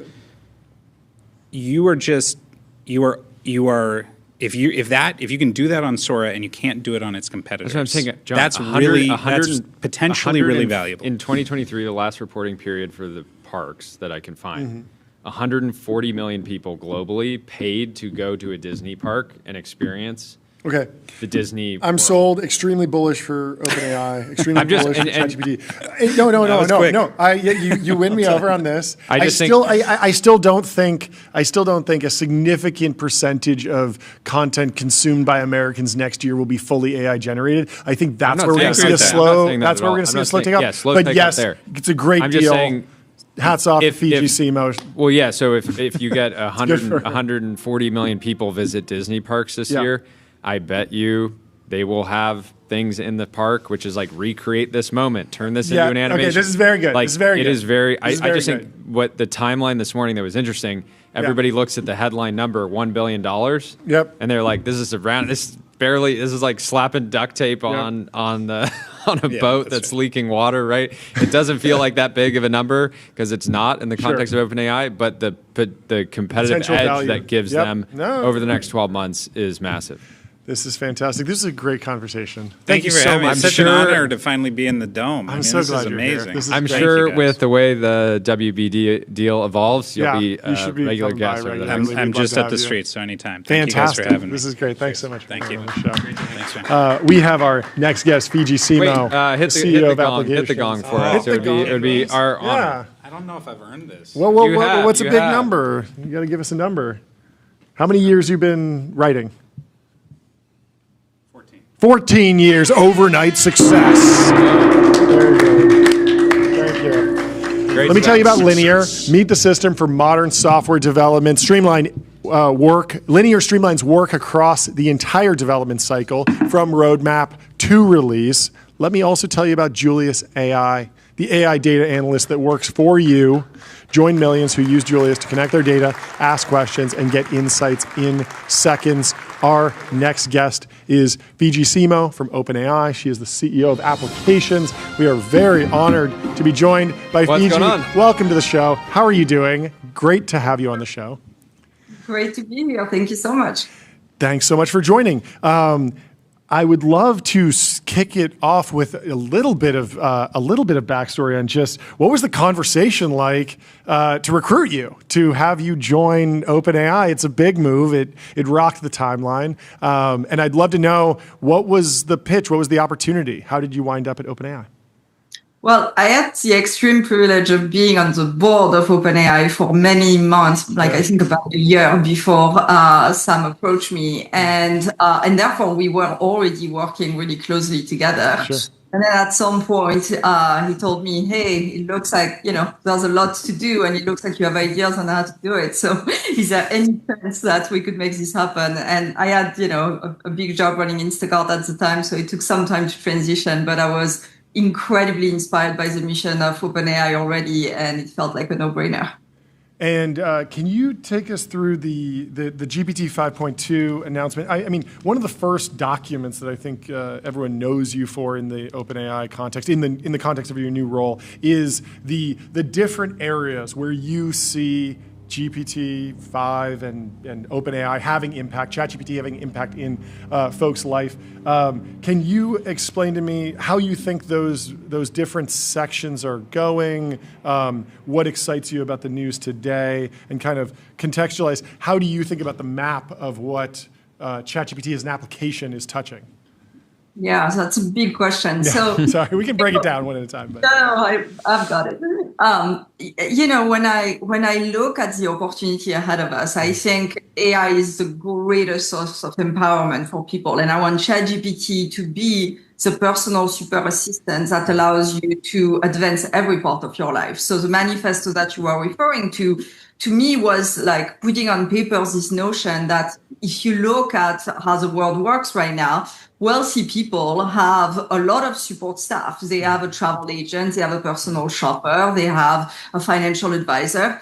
Imagine if we could give that team of support to everyone on earth. And fundamentally, that's what I want to build. And I think with ChatGPT, we have the opportunity to graduate from what is still fundamentally a chatbot that you ask questions to a personal super assistant that gets everything done in your life. When you put that in the context of the announcement today, we're super excited to have launched 5.2. It's the leading model on kind of. I was really hoping for that.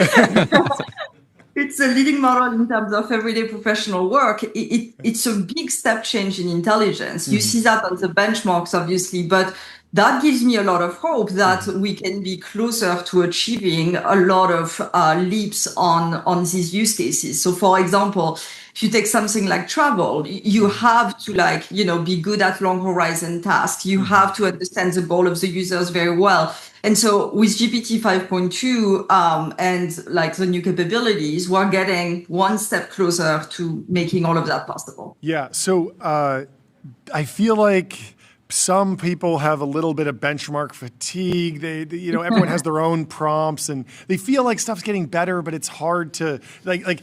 Everyone wants the original ChatGPT moment again. It's a "what have you done for me lately" syndrome. But I'm interested, putting all of that aside, I want to know, how are you measuring success internally around the launch of a new model? Like, what does the rigor around developing KPIs? Obviously, the company is in the interest of driving subscriptions and revenue, but there must be interim steps and A/B tests. And I mean, this is your lineage. This is what makes you who you are. How do you think about assessing the impact of new models when they go out, aside, like downstream of the benchmarks in the actual application?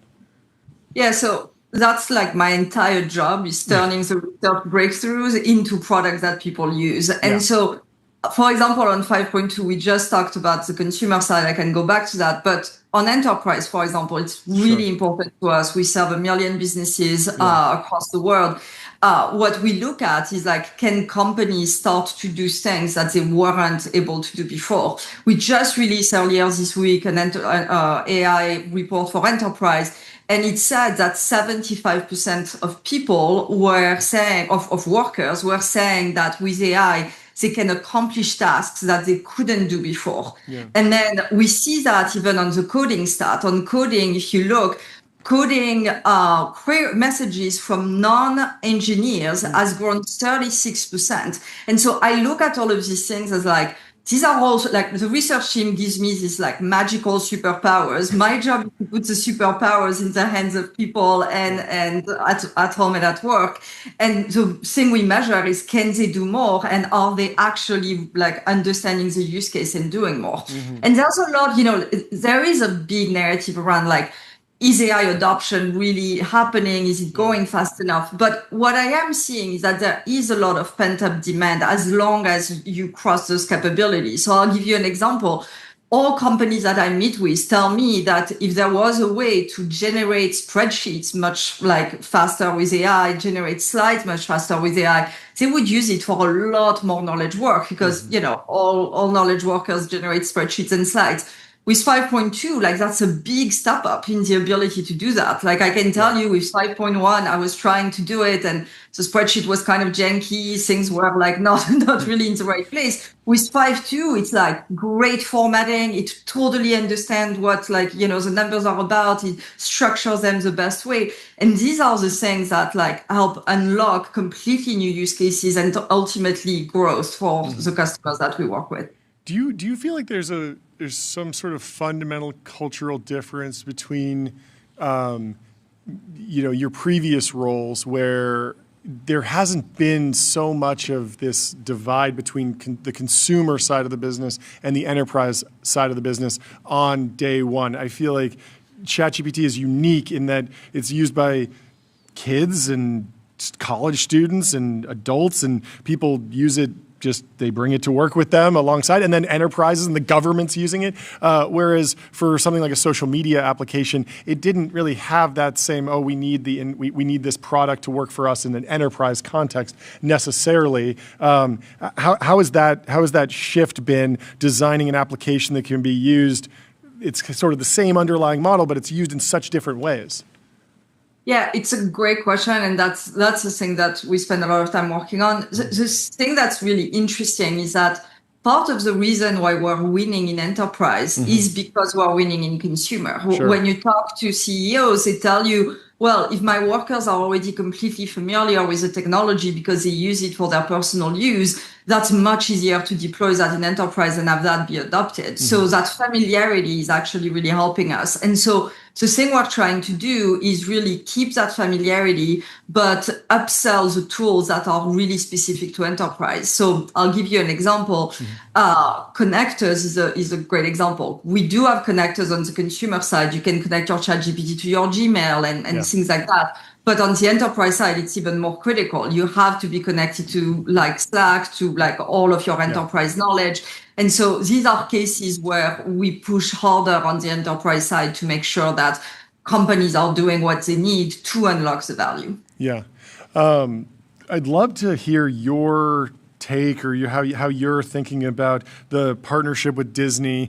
Jordy and I were just going back and forth on it. Landed in an extremely excited place. Yeah, seems like a fantastic partnership. I think that in general, looking at the timeline this morning, obviously everybody's going to form an opinion on the partnership immediately, even before they kind of understand the facts. But as I looked at it, I think it maybe was getting less hype than maybe it deserves because it's only a $1 billion investment. It's relatively small in the context of an investment for ants. But if you look at Disney's scale, the example I gave, there's like 140 million people have paid to visit a Disney park in the last year. I would imagine that I can imagine a world where over the next year, every person that's visiting a Disney park is like, hey, I can kind of like personalize this experience and like take and basically create this entirely new kind of like entertainment layer to that.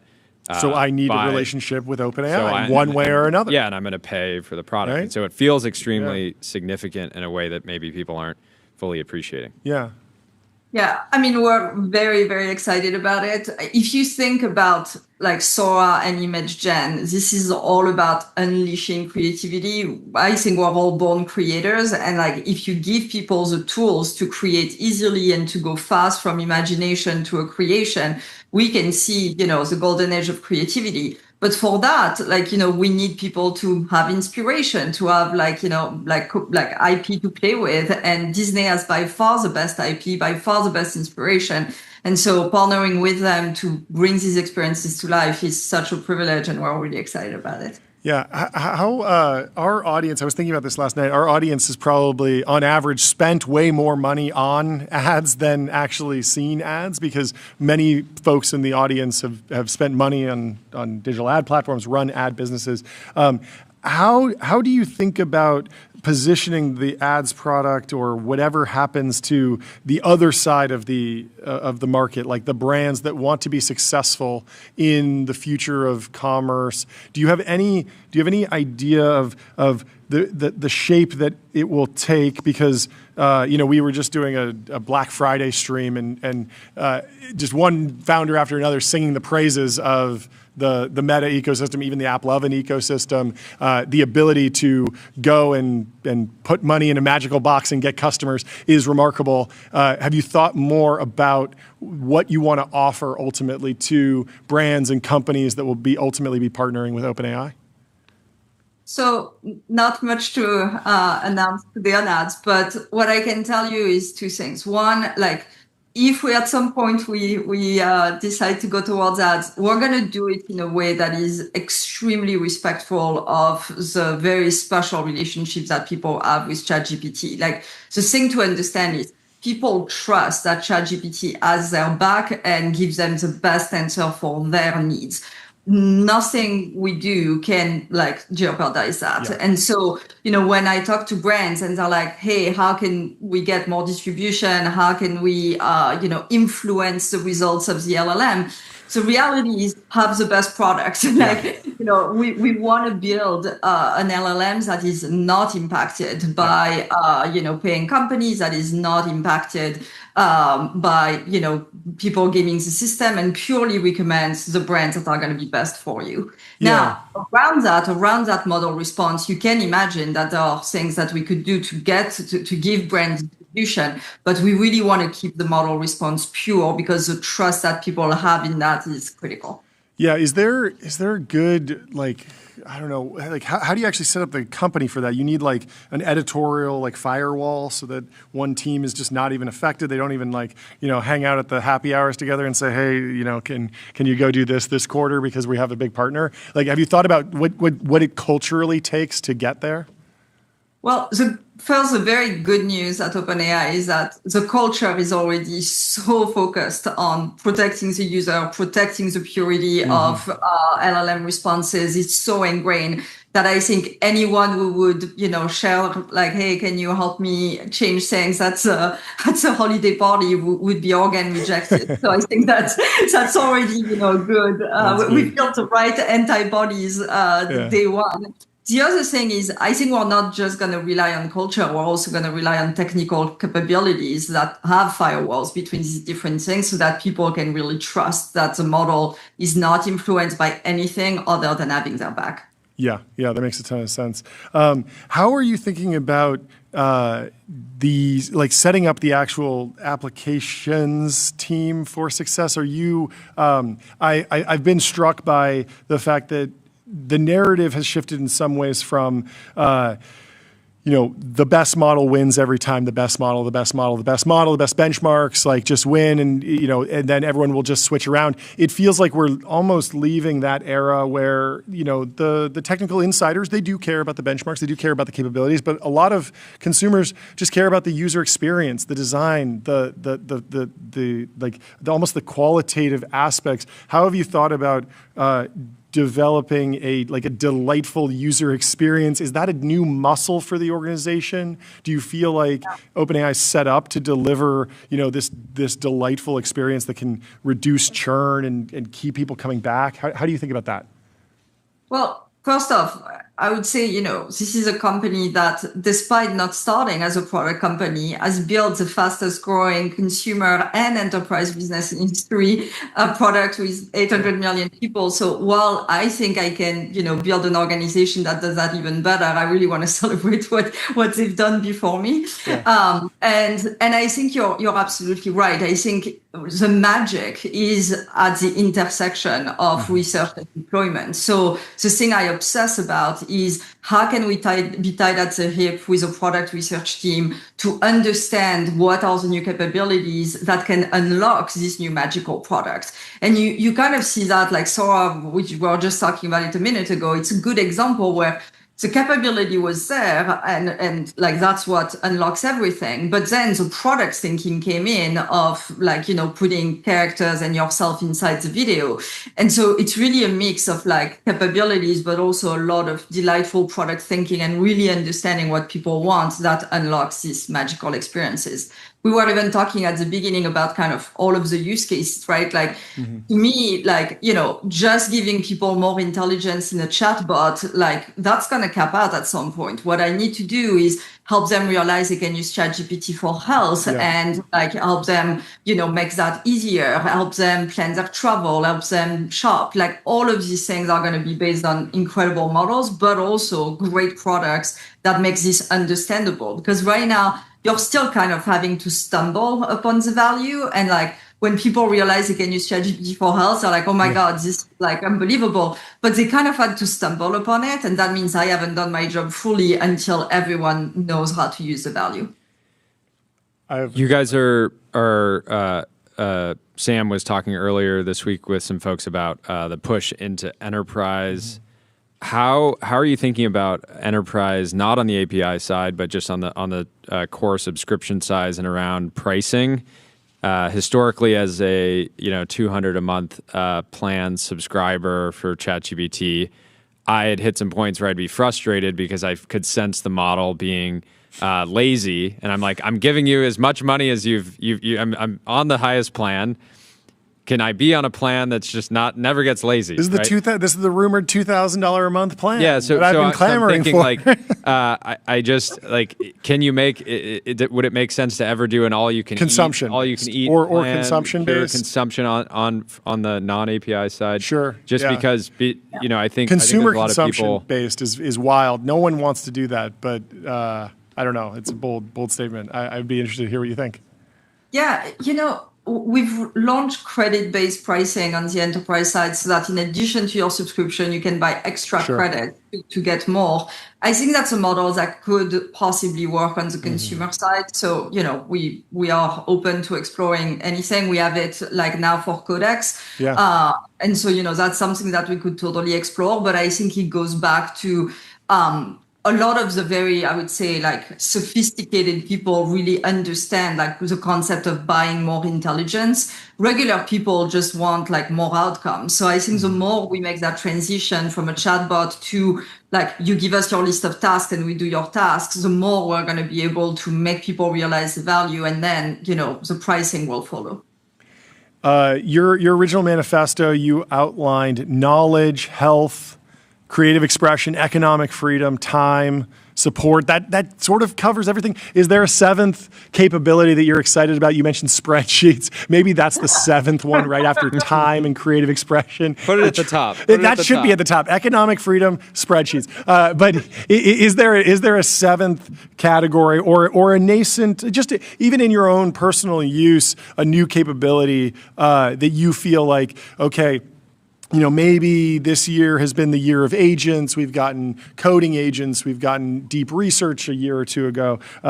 Is there some new capability that you've seen glimmers of, okay, I think we're actually solving this piece, or I think it might be good enough to use in this scenario? Yeah. I mean, we touched on a bunch, but what I would say is for me, the next step is unlocking connection to the ecosystem. So like ChatGPT is still fairly insular. Yeah. And we launched, at Dev Day, we launched an app platform. But I think, like we were talking about health, like health would be so much more powerful if you could connect ChatGPT to your health record and all of your kind of bio wearables. We were talking about like travel. It's so much more powerful if ChatGPT can connect with, a lot of like travel companies. And so figuring out how it can not just do things in this like, text format, but really connecting and doing things in the real world, that's the thing that I think the models are ready for, but we're still catching up on the product side to make that possible and unlock these really like, much more sophisticated use cases. There's a ton of questions in the chat about the code red. We have to ask, how is it going? Has it been an intense period for culturally? It feels like there's been, a lot of ups and downs in any startup's history. I imagine that it's been exciting and thrilling to re-engage, but how has it been internally so far? Well, for context, code reds are not uncommon. Like we declare code reds as a way to really marshal a lot of resources towards a priority. It's a way to signal what's at the top of the list and what can be deprioritized and really focus. And I think during this time, focus is critical. And in terms of how it's going, I mean, I'll let you be the judge of it, but I'm pretty proud of what we're releasing today and leading the way in terms of best model for everyday professional work. That has been a goal of ours for a long time. It's been in the works for a long time. It didn't start with the code red, but we're really excited to be able to release that today. And on top of that, it's our 10-year anniversary today. So it's wait, today? Yeah. No way. No I way. didn't realize it was today.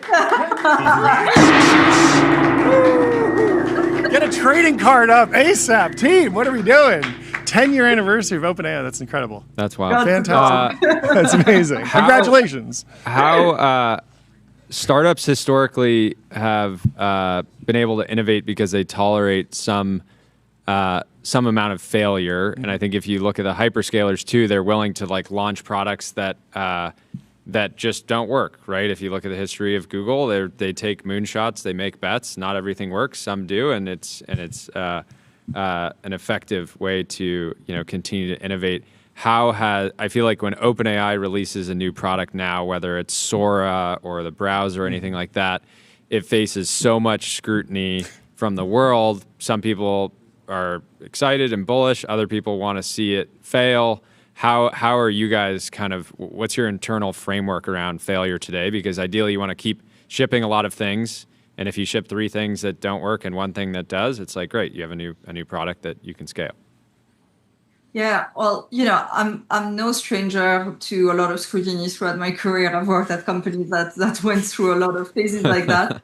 And I would tell you, I think it's simple and cliche, but you kind of have to block out the noise. The thing that's good about OpenAI is like, the North Star is very clear, right? It's AGI that benefits all of humanity. And we have a lot of conviction internally that we're on the right path to do that. And that does mean that, some things are going to work, some things aren't.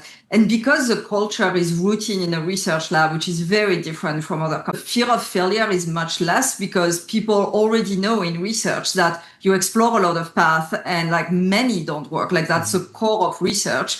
And so because that's the DNA, people don't freak out when a product doesn't work because they're like, oh, it's kind of like research. We have to test a lot of things and some of them will hit, some of them won't. But I think this innovative spirit has gotten us to where we're at and really leading the market. And I think that's something that we absolutely need to preserve. Well, thank you so much. Last question. Do you think, are we still going to see age verification this year? Is that, or is that going to be a 2026 launch? So age verification is starting to roll out already in some countries, and we're doing a slow rollout so that we can make sure that we're very accurate in predicting the teen who's an adult. And then the adult mode that's going to be unlocked by age verification is going to land in Q1. Great. Got it. Well, thank you so much for taking the time to come chat with us. Congratulations on all the amazing progress in such a short time. Congratulations to the whole team on congratulations on a decade. 10 years in the business of building AGI. We're feeling the AGI here.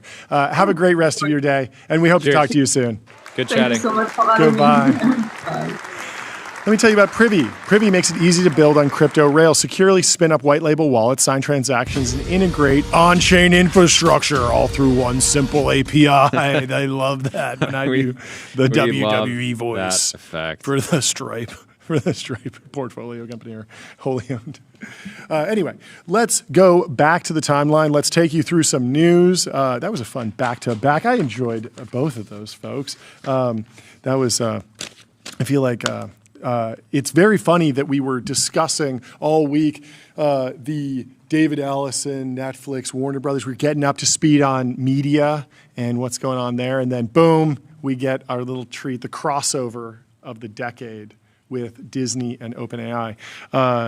It's funny. You were clearly alluding to me being confused by the Disney OpenAI deal because I went on my own roller coaster thinking, okay, is this like a nothing burger? Is this a good thing? And now I am fully in your camp. I think it's very good, and I think that it does feel like we might go into something like the press release economy that's going on in the prediction markets wars, where every foundation model might need to hoover up particular partnerships, because I didn't even know exclusivity was on the table. Like, you know that OpenAI has a content licensing partnership with the Wall Street Journal. And so the Wall Street Journal gets paid if I hit ChatGPT and I ask for a detail about SpaceX's latest launch, it's probably going to ask the Wall Street Journal. It's going to ask a lot of different sources, but they pay the Wall Street Journal. Now, if they do an exclusive with the Wall Street Journal, and I'm like, I can't get that in Claude just doesn't know. That's way less significant because the Journal reports on the same news. No.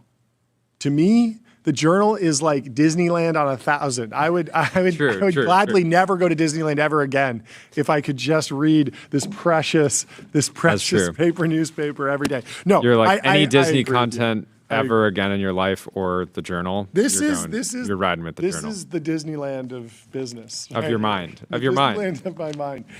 No. Of course you are correct. There are not many Wall Street Journal fans that are anywhere near as insane as the Disney files. What is Lisan Al-Gaib here saying? Lisan says GPT 5.2 Pro. It has ridiculous pricing. Once again, $20 and $168. Tyler, do you know if GPT 5.2 Pro is more expensive? I guess they're raising prices. Yeah, so this is the Pro model. These are always like the very expensive ones. Yeah. I think it's pretty. Let me actually look at the normal model, but I think it's pretty comparable to I guess 5.1 was $1.75 and $14, so it's a pretty significant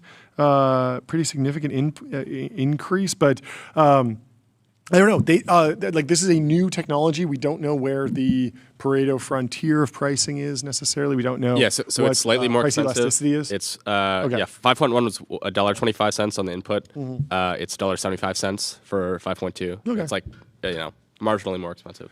Yeah, well, so let's see. Direct challenge to Anthropic. The knowledge cutoff is August 31st, 2025. So Yuchin Jin here from Hyperbolic Labs, the co-founder and CTO, is saying that this is a freshly pre-trained model.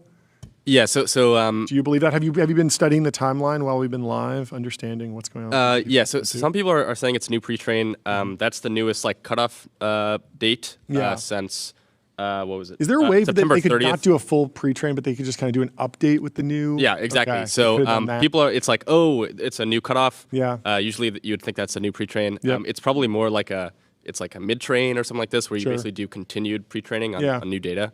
So it's probably not an actual pre-train because you'd expect that to be like a much bigger update, right? It's like GPT 6, not GPT 5.2. Yeah. I still feel like the 4.0 pre-train. That's like the latest and greatest up until now. Running that back, I mean, that thing was expensive, but it's not that expensive compared to now because they have so much more money. I don't think 4.0? 4.0 was never expensive. It was always cheaper. Yeah, but wasn't 4.0 like the base pre-train for like pretty much everything today to date? Yeah. And so rerunning that, it was expensive at the time. It was like probably $100 million.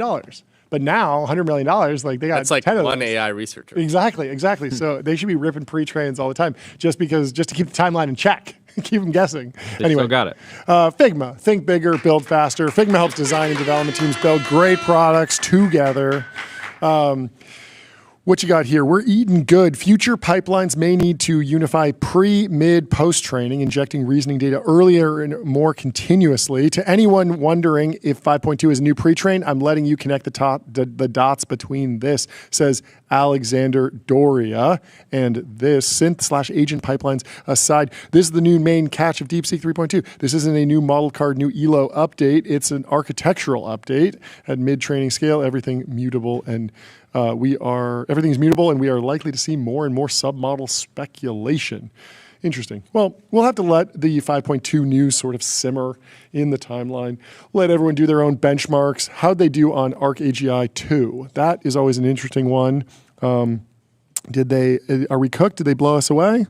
GPT 5.2 thinking is at 52.9%, up from 17.6%. That's a huge leap. Wait, we got to run our joke benchmark. Yes, let's run some of the TVPN benchmarks. Pull it up. We Tyler. have a number of benchmarks around Try to make us laugh.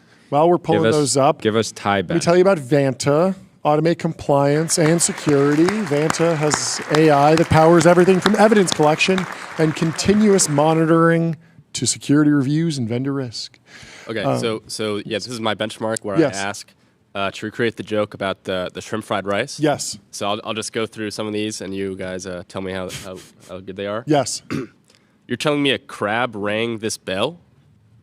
Crab rang bell? This is thinking. This is 5.2 thinking. This is 5.2 thinking. Okay. This is the frontier. This is the best of all time. AI. I kind of like. You're telling me a crab rang this goon? That's kind of funny. Yeah, I think that's what I would have thought. But that's not. You're telling me a bear built this market? Oh, because markets can be bullish or bearish. A bear built market. You're telling me a ham wrote this lettuce? Ham wrote this lettuce? Ham wrote lettuce? wait, this is terrible has happened. You're telling me a ghost wrote this script? Ghost wrote script? Ghost written script? Ghost written? Okay, yeah. You're telling me an owl delivered this mail? Yeah. So I think on this benchmark, there's more I could. I mean, you could get the picture. I think Gemini is still the frontier here. In terms of shrimp fried rice bench, yes, because there were some good ones there. But again, to understand, it seems like Gemini understood the assignment, but still ultimately leaned on Reddit data and broad internet data and did not come up with any unique joke that had never existed on the internet before. Yes, but it did find the good jokes on the internet. All of the good ones that it gave me, I could find elsewhere. But you still, it's hard to like search for that kind of thing because they're not just listed as like, oh, these are shrimp jokes fried like rice this. type jokes. Yeah, it's hard to look for. Yeah. I do wonder if this and also there's a thing where Gemini 3 was actually a new pre-train. At least that's what people are saying. So maybe that was. All right, let's try at least one more. Wait, I wonder if this benchmark is like saturated in the sense that like every possible shrimp fried rice joke has been said and written down on the internet. Is there any new territory? Like if I put you on this job for a month, could you come up with a new joke that's as funny as shrimp fried rice? Yes. You think you could? I think so. Okay, maybe that's a challenge. Do it. But you got to give me a month. Okay, when we you have time in the new year. Okay, that's a Q1 thing. Just like adult mode, and Tyler discovering a new joke, a novel joke are both coming in. You're telling me there's. By the way, so Stanley in the chat says, "LOL, why don't they swear?" Seems our kids pretentious. Watch. I guess it is pretentious, but I don't care. No, it's our kids are our kids are watching at home. Yeah. Anyway, what's the next joke? Can see us swearing. You're telling me a chicken actually tendered these? You're telling me a chef Boyardee these ravioli? Okay, yeah, this is really, really rough. Wait, this one's not bad. Okay, what's this one? You're telling me a shepherd actually pied this? Pied this? They're really food-based. They kind of latch onto the food. You're telling me a kid napped this? Kidnapped, okay. Terrible. Yeah, I don't know. All right, you just bombed, Tyler. Hopefully 5.3. GT3RS bench. Let's do GT3RS bench. This is the benchmark here at TVPN where we ask every frontier model to write unique copy, marketing copy for a GT3RS from Porsche. And we have an astute eye. We watch for any tells I can tell you that this was AI written. Is it generic? Does it use contrastive parallelism? Does it use antithetical parallelism? Antithetical parallelism is, of course, when grammatically you say, it's not this, it's that. It's not just a new AI model. It's an entirely new way of thinking, right? There's that also, is contrastive parallelism. There's a good Wikipedia article that I think is relatively new where it has a bunch of tales of AI that has like a bunch more stuff than what we usually Yes, look up. And people were going back and forth with Rune over this, where Rune was saying, I think you could actually build an AI detector. People were saying, well, OpenAI had one of those, and then they took it down because it wasn't working. But it's weird because I feel like, yes, AI written text should be impossible to detect. Like, we're so past the Turing test. The models are incredible. It really is remarkable. And yet I can totally tell when people use ChatGPT to write a blog post. It's just obvious. So anyway, let's do GT3RS bench. There is a, I read a paper like a month ago, and there's this company around it, I think Pangram, but they do like actually pretty good. Oh, they do good detection? Detection, yeah. But do you want me to read this is GT3RS bench. Written by either GPT 5.2 or handcrafted by a marketing genius. Y'all have to tell us, Jordy. Do you think this was AI or not? Let's read it. I mean, he just said it was. This isn't a car you own. No. Just immediately out of the gate. You're out of the gate with the AI slap. It's like not this. It's literally that. The first it's not a car you own. It's a car you cherish. It's a car you own so much as one you operate. Wait, really? That's the first line? That's the first line. Oh, my. Wait, operate? That's not even a good line. That's insane. Okay, keep going. Keep going. The 911 GT3RS is a Porsche at its most uncompromising. Like that. A naturally aspirated 4L flat six screaming to a 9,000 RPM. Race-bred aerodynamics. Never been in a car before, brother? Never been in a car before? Oh, is what is the L? liter? Yeah, it stands for liter. Yeah, I don't. Race-bred aerodynamics that generate real downforce. Okay. In a chassis engineered for lap times. Okay. Not likes. M-dash, not likes. Okay. What? That's not even true. Yeah. It's like the most I mean, I shouldn't say it's overhyped, but it's like the most hyped car on the internet. It is engineered for likes. It is? In some ways, it's like... I think it puts not, up good track times. It's a great track car, but it is engineered. Oh, no. Most people are buying it for the road for likes. We were talking about this with the G-Wagon. Like, the G-Wagon has a particular vibe around it now, where it is sort of like an influencer mobile. I think you've made the joke that like it's the standard issue in LA when you become an influencer, someone just shows up, right? Well, that's partly because the roads in LA are so bad. You need something that could off-road in a pinch. Yes. And so, but the question is like, is that Mercedes designing the G-Wagon for influencers? Like, no, not at all. It's like they designed it. They just stuck with it for a long time. Eventually, the influencers adopted it. You can't put that on Mercedes. It's not their fault that all the influencers drive them. Anyway, let's continue with GPT-3RS bench. Is that it, or is there more? No, there's more. Okay, keep reading the slop. Every surface has a purpose. Every input is immediate. Every drive feels like a qualifying lap. Built with WISOC level obsession, the GT3RS deletes. Did I also get that wrong? No, it's okay. It's just like you just hesitated. You hesitated. Yeah. You just sound like someone who doesn't talk about VISOC packages very often. VISOC. Okay. Yeah. Oh yeah, I guess like Weimar. Yeah. The GT3RS deletes anything unnecessary and doubles down on feel. Lightning fast PDK shifts, surgical steering, and suspension tuned straight from the Nürburgring playbook. Playbook? The Nürburgring playbook. What is the Nürburgring playbook?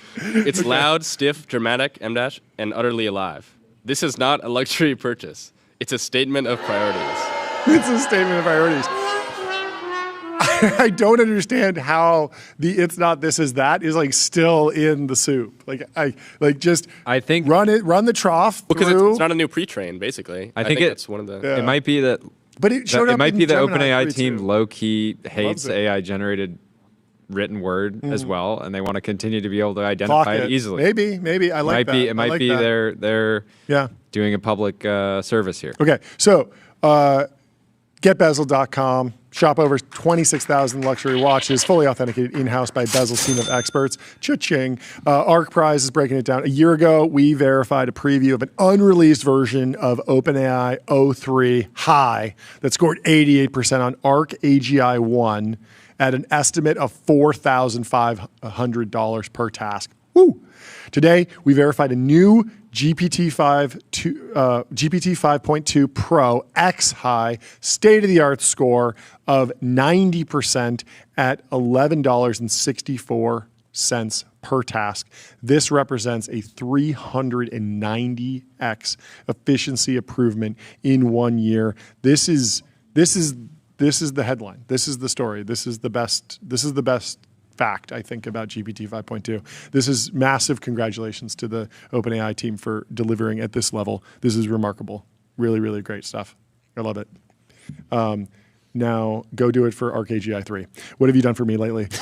The biggest failure this year was not getting goalposts here in the studio that we can move. Production team, we need goalposts. Can you order on Amazon physical right now? Goalposts that we can move around the studio every time one of these releases comes out? Like a full-size one? No. Something like an indoor, that one of the me and indoor Jordy one. can lift up and move to a different piece of the studio, and then we'll have a sign that has whatever our next goalpost is, Arc AGI V3. I want them to, one-shot that.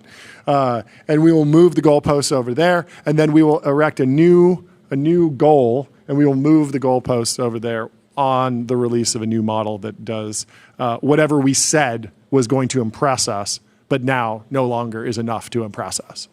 Well, you know what else is impressive?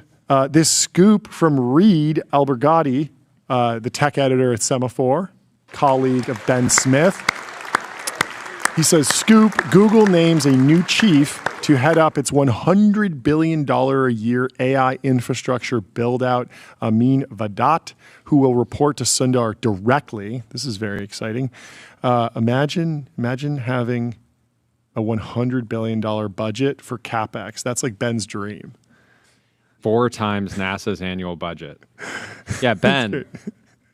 Every time, if you're really Ben's the CapEx guy here. Almost every time he walks up to me, he wants another 30 grand for a new camera, this light, this. It's going up next year. There's one more. Meanwhile, we are actively on the show asking for goalposts that will probably wind up costing 30. Yeah, we're part of the problem. We are. But Martin Casado says, incredibly smart move by Google. Amin is absolutely unique in his academic, technical, operational, and business depth. Huge deal. Well, let me tell you about AdQuick.com. Out-of-home advertising made easy and measurable. Plan, buy, and measure out-of-home with precision. Our next guest is Angela from Worktrace AI. She's in the Restream waiting room, and now she's in the TBP and Ultradome. Welcome to the show. How are you doing, Angela? Good to meet you. Doing great. Thanks so much for having me. It's nice to meet you guys. Congratulations Great to meet you. on the news. Please introduce yourself, the company, give us the news. I have a mallet here, getting ready to ring the gong. Exciting. Yes, I'm Angela, most recently a co-founder of Worktrace AI, where we just came out of stealth today. So we're excited to talk to you about it. Great. Before this, I was doing a lot of deep learning. So, it was deep learning job after deep learning job, most recently with that OpenAI the last 3 years, mostly doing product management. Cool. And when I was at OpenAI, we were also making these amazing models like they are now more and more, but there is still this gap, that we hear about where people aren't getting their magic moments from AI, despite the models being super duper. It's pretty funny. You said you were doing a lot of deep learning as a product manager. Some other product managers are doing a lot of deep research these days, where they're effectively glorified deep research.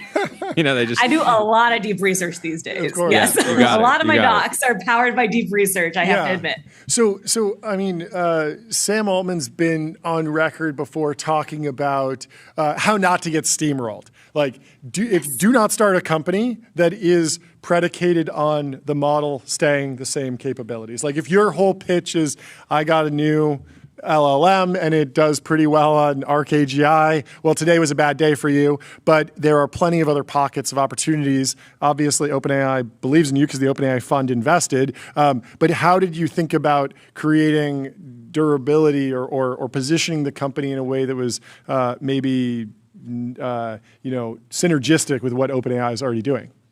Yeah, I guess one benchmark for it is that when 5.2 came out today, we were excited to try it. Yes, exactly.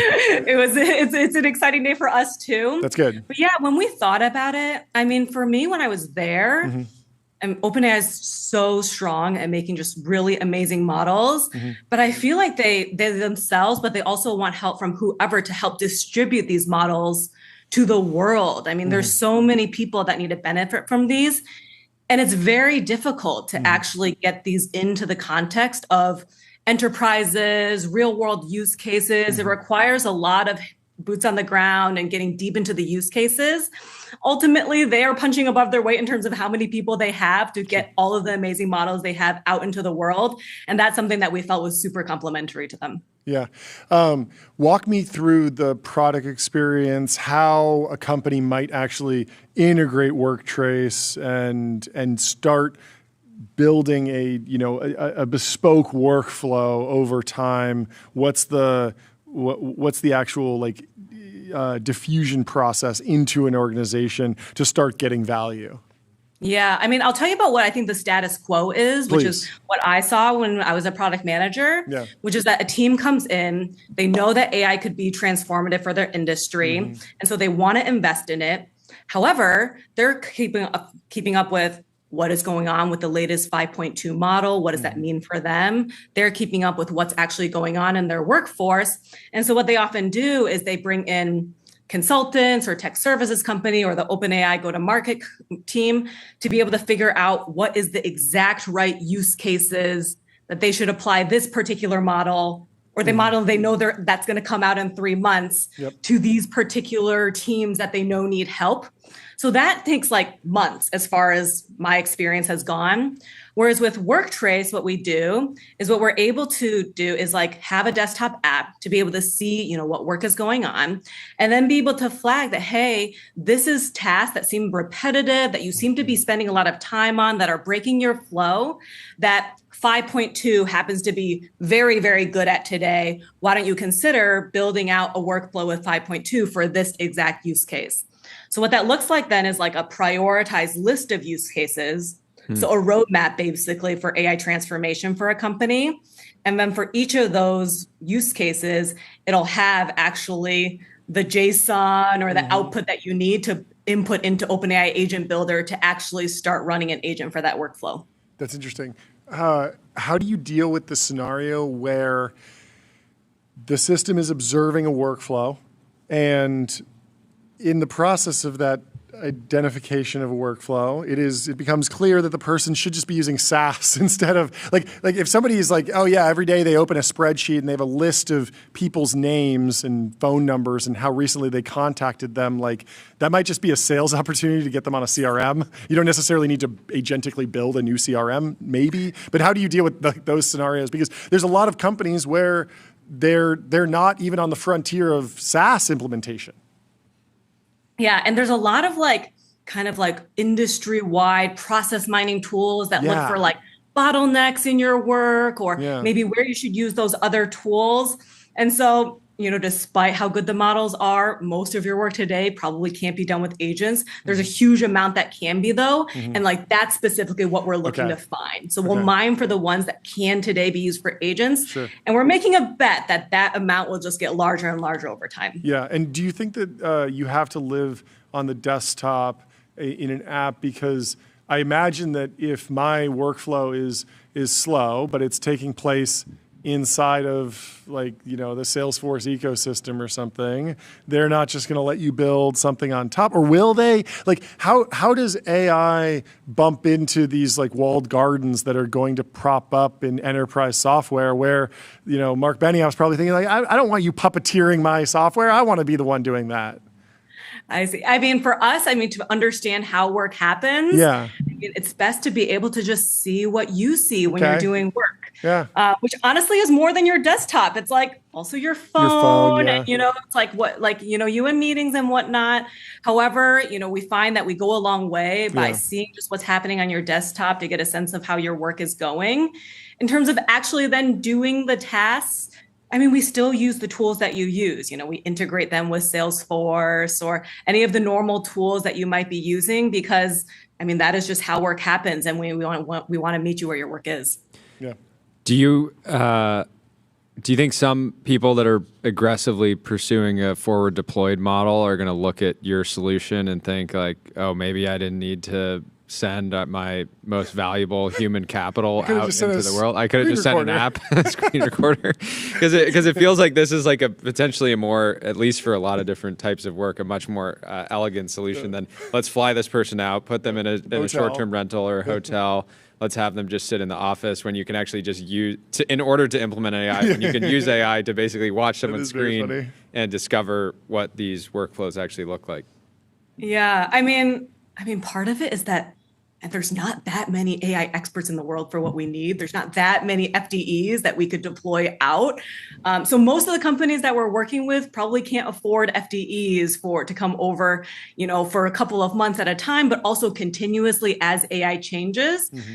But also, at the same time, when we were thinking about what we were doing to help companies get up to date on AI, we were listening to their workflows, we were understanding their workflows, breaking it down, looking at variations, which just happens to be something that AI is particularly good at. Mm-hmm. So when we saw like what it took to actually find use cases and then put them in the format that agent builders needed, it just felt like that in and of itself was a great use case for AI, which is actually what made us super bullish to pursue this idea. Get us up to speed on the fundraising history. I want to know what the latest news is. Yeah, so we recently closed our seed round, which we're super duper excited about. How much? $9 million. There we go. Very, very cool. I'm super excited about this. I love when an idea is obvious and you just sit here thinking, why didn't anybody do this before? Yeah. And sometimes it just takes the right team to come along and do it. And look at who's in this deal. ABC Conviction, OpenAI, Logan Kilpatrick's in. Big fan of him. Mira Murati. Wow, you really Murderers Row. And Genius Ventures. I'm an LP, so very, very excited. Well, congratulations on all the progress. Thank you so much for taking the time to come talk to us. I have a feeling you'll be back for the A within a quarter. I think so. I just got a feeling. Hoping for it too. Hoping to see you guys soon. The chat is obsessed with you. They think that you should go on Joe Rogan, apparently, which I don't know why, but I do think that would be a fun thing. So good luck to you on the rest of the media tour. We'll talk to you soon. Have a good rest of your day. Merry Christmas. Cheers. Goodbye. Bye, guys. 8sleep.com. Exceptional sleep without exception. Fall asleep faster. Sleep deeper. Wake up energized. I'm your getting back needs to be in studied. it. My fall off needed to be studied. It's very clear what happened. I flew to New York City and I slept in a bunk bed, which was not ideal. Randomly, I wound up in one hotel room, 4 bunk beds. We didn't book the hotel. None of them fit me. The hotel room was booked by another company. Yeah, it was not. They pranked us. Nick is a fantastic hotel. What'd you get, though? What'd you get? I got an 87. Ooh, what'd you get? Beat me. I got an 80. I'll give it to you. I'm back. I'm back, baby. Never challenge me at sleep. Never go snooze for snooze with me, because I will outsnooze you. And next, we are joined by John from Scrub Capital. John is a practicing neurosurgeon, health system leader, multi-time co-founder. What's happening? CMO. Welcome to the show. And more. Welcome to the stream. Jordy. How are you guys? We're fantastic. Thank you so much for taking the time to talk to us. Can you get us up to speed on some of the writing that you've been doing, some of your overall thinking on how America is misunderstanding self-driving cars, what we need to change, the actual message, the status quo, and then the message that we need to get out? Yeah, thanks for having me, guys. So look, up until right around now, we've been thinking about autonomous vehicles as a tech moonshot. Cool tech story, take shots at it, like it, whatever side you're on. But what I'm trying to say, and now others are joining too, is this is a public health urgency now. Because what happened is Waymo put out data at 100 million miles. This is about a month or two ago. You can go download it and analyze it yourself. They put out all the raw data. And what I found was astonishing. We're facing, guys, the possibility that if we play our cards right now going forward, we could eliminate traffic deaths as a leading cause of death in the United States. That's crazy. Wait, it's the leading cause? I thought it was cancer. No, as a leading cause. As a leading cause. Yeah. No, it's huge, though. Isn't it tens of thousands of people? Yeah, 40,000 a year. And for so children many. and young adults, it's the number 2 cause of death in the United States, and it's the number 1 worldwide for children. And it also, I mean, not all life is precious, obviously, but it also must be a cause of death of young people. Because it's so random when it happens. It's not something where, someone's lived their full life and then they've passed away. That's right. It does tend to bias towards younger people, healthier, prime of life. It's not like this tends to be the sick and elderly, that's for sure. So, but I'm totally with you. I buy it hook, line, and sinker. I'm a believer, but also it seems like it's going fine because like Google has $1 trillion of cash flow and they're going to do this, and Waymo is rolling out. Like, what do we really need to change? It seems like everything's going well. Right. So look, we have a regulatory capture problem right now, guys, and I was so glad to come on TVPN. You could look at coverage in the Washington Post, coverage in the Boston Globe. City councils and other moneyed forces have politicians' ears, and they're working against this. And I think we got to work to liberate this and get the message out that this is not a risk story. This is a safety story. From my perspective now, looking at this from a medical lens, and I haven't even scratched the surface, and I'm sure I'm going to get all flamed on Twitter now and everything else. Plaintiff bar in a lot of places is what's opposing this as well, and I won't impute motive, but people can use their imaginations. Okay, wow, so what's happening in California that allows me to every other week I log on, I see that Waymo's map is expanding. California, it seems like it's going well. Historically has been, I don't know. I would imagine that this would be a tougher environment than other states that are less population dense. Yeah, Jordy, what's interesting about this is this doesn't respect traditional political tribes or left coast, right coast, whatever. It cuts jagged across typical tribes often. So like you could have far left people where they love bikes but love that Waymos are safer. So it's like, great. But then there's a group over there that doesn't want any vehicles. So Waymos are a problem. Then you might have libertarians that say, technology acceleration, let's go. But then, well, wait, are the vehicles surveilling me? So this is not traditional tribes. And I think what we're seeing now is the data is moving people further and further along in this story, tribe independent. And to get to your question, Jordan, I think a lot of these companies are based, Waymo certainly is based in California, and there's a West Coast heaviness to this. And to be fair, Tesla's now also demoing this in Austin right now with human drivers still. Do you have any other reads on how this might break from a regulation perspective? It feels like, we could be coming up on a seatbelts in car scenario where, self-driving technology is a requirement for all the OEMs, and they have to either white label it from Waymo, white label it from Tesla. It needs to be available more widely. Tesla and Waymo, I don't think that's in their business model. I don't think they necessarily want to put it in every Toyota and Honda, but you're making a Rolls-Royce Ghost. Yeah. You're making like a health-based case, and maybe at a certain point there needs to be a requirement. How do you think about that? Yeah, I mean, so right, like airbags, we all remember, or some do that they started as kind of like a luxury thing on the high end, S-Class Mercedes, and then worked their way down. I think we're going to progressively see this with progressively more and more automation. So right now, like the automatic braking is in there, and almost everybody has that.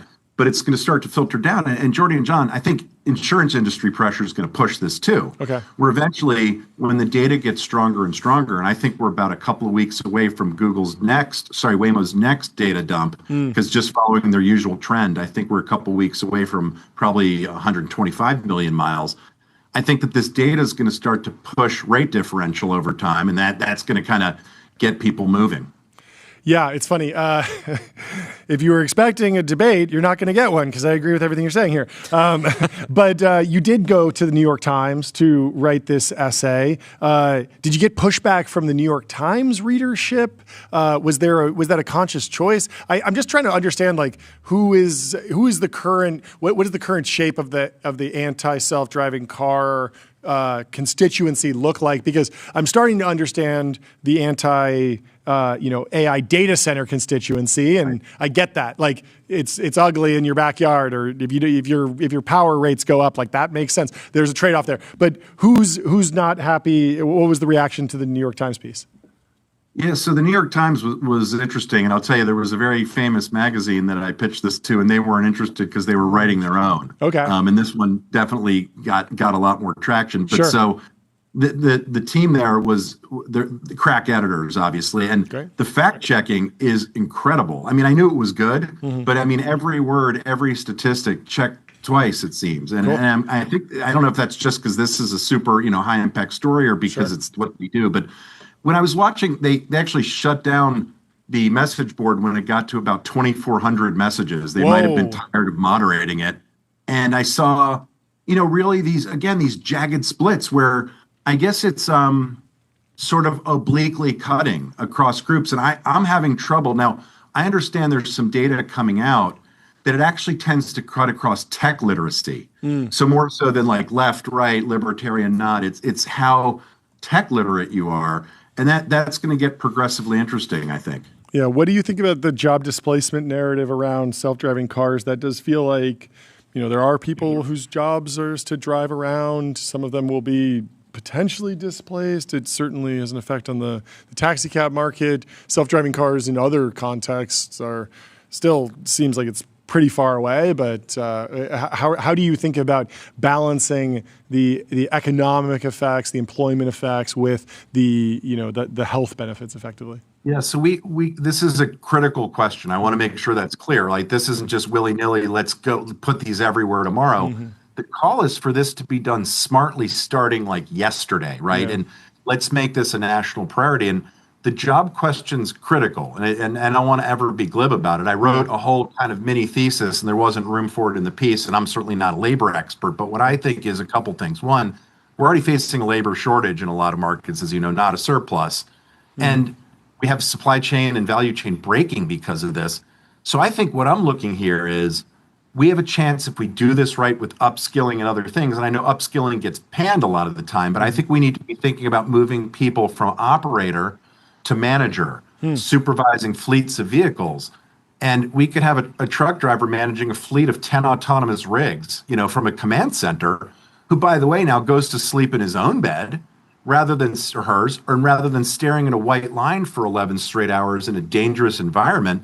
I think that's a waste of human potential. Now, I want to be clear. Their jobs are super important right now. They're keeping the country alive. So nobody here that I'm saying that their job is a waste of human potential. I'm saying if we just then don't figure out what to do with their jobs, because this is happening whether we like it or not. We need to think about how to use that incredible expertise and apply it smartly. And then, I'd like to say in 1981 was the peak cigarette manufacture. 650 billion cigarettes were manufactured in 1981. Now we're down to 125 billion cigarettes a year.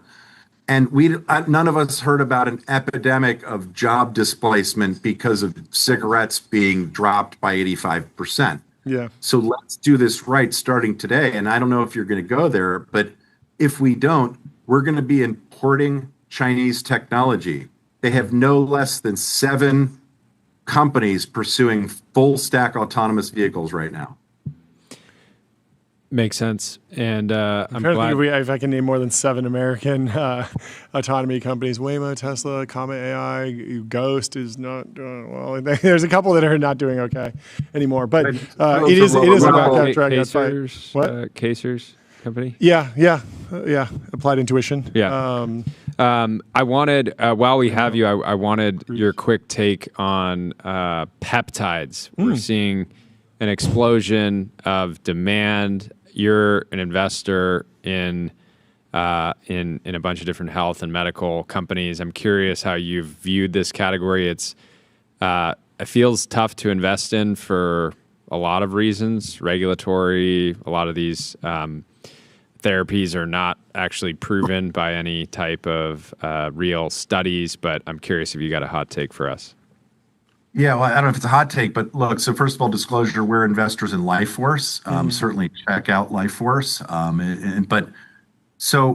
I've joked, and others have, that, remember this old book, Prozac Nation? I think the new, I wish I had time to write Peptide Nation.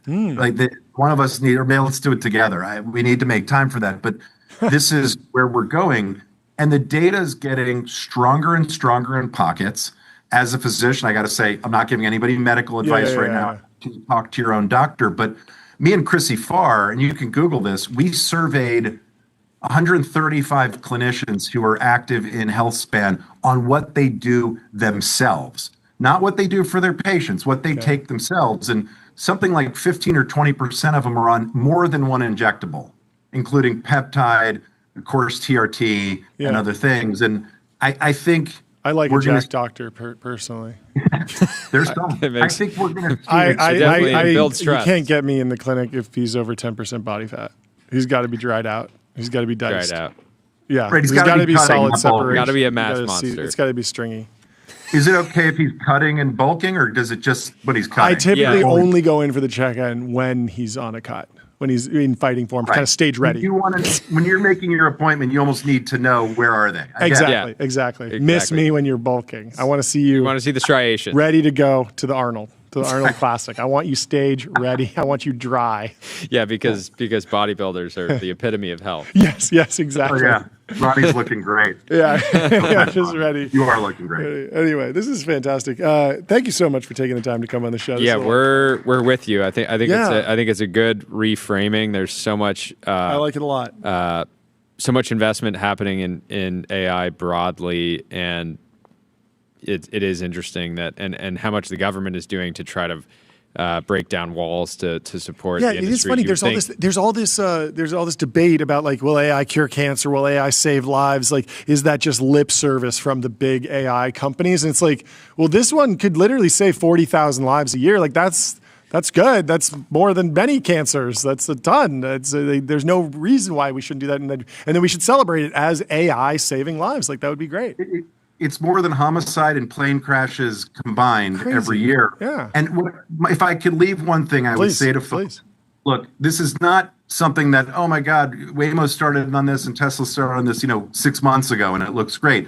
This has been 15 years of deliberate work at Waymo, and I don't work for Waymo. I want to be clear, I'm not invested in Waymo unless it's through a mutual fund at Alphabet indirectly or whatever. But this has been handled for 15 years with the rigor of what I would say is most analogous to a medical device. Totally. Not an app, not like a wearable, an actually regulated medical device. So what I want to say to people is that this is a moment now that's ready for safe and effective acceleration.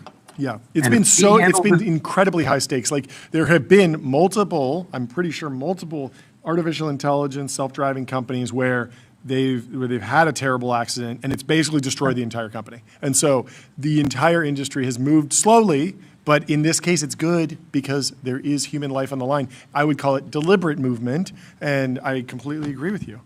Time to get into the wild.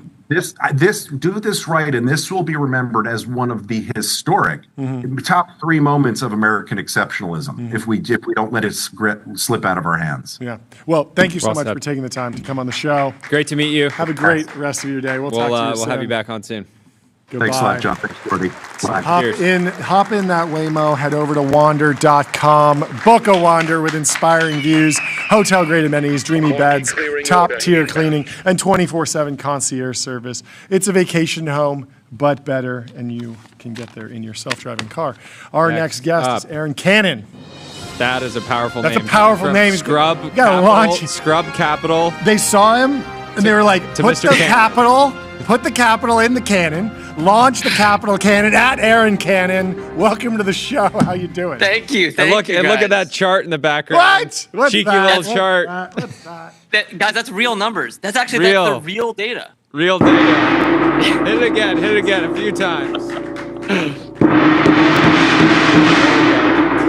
There we go. We're fired up, Aaron Cannon. We're happy to have you on the show. Thank you. Would love an introduction on yourself and the company.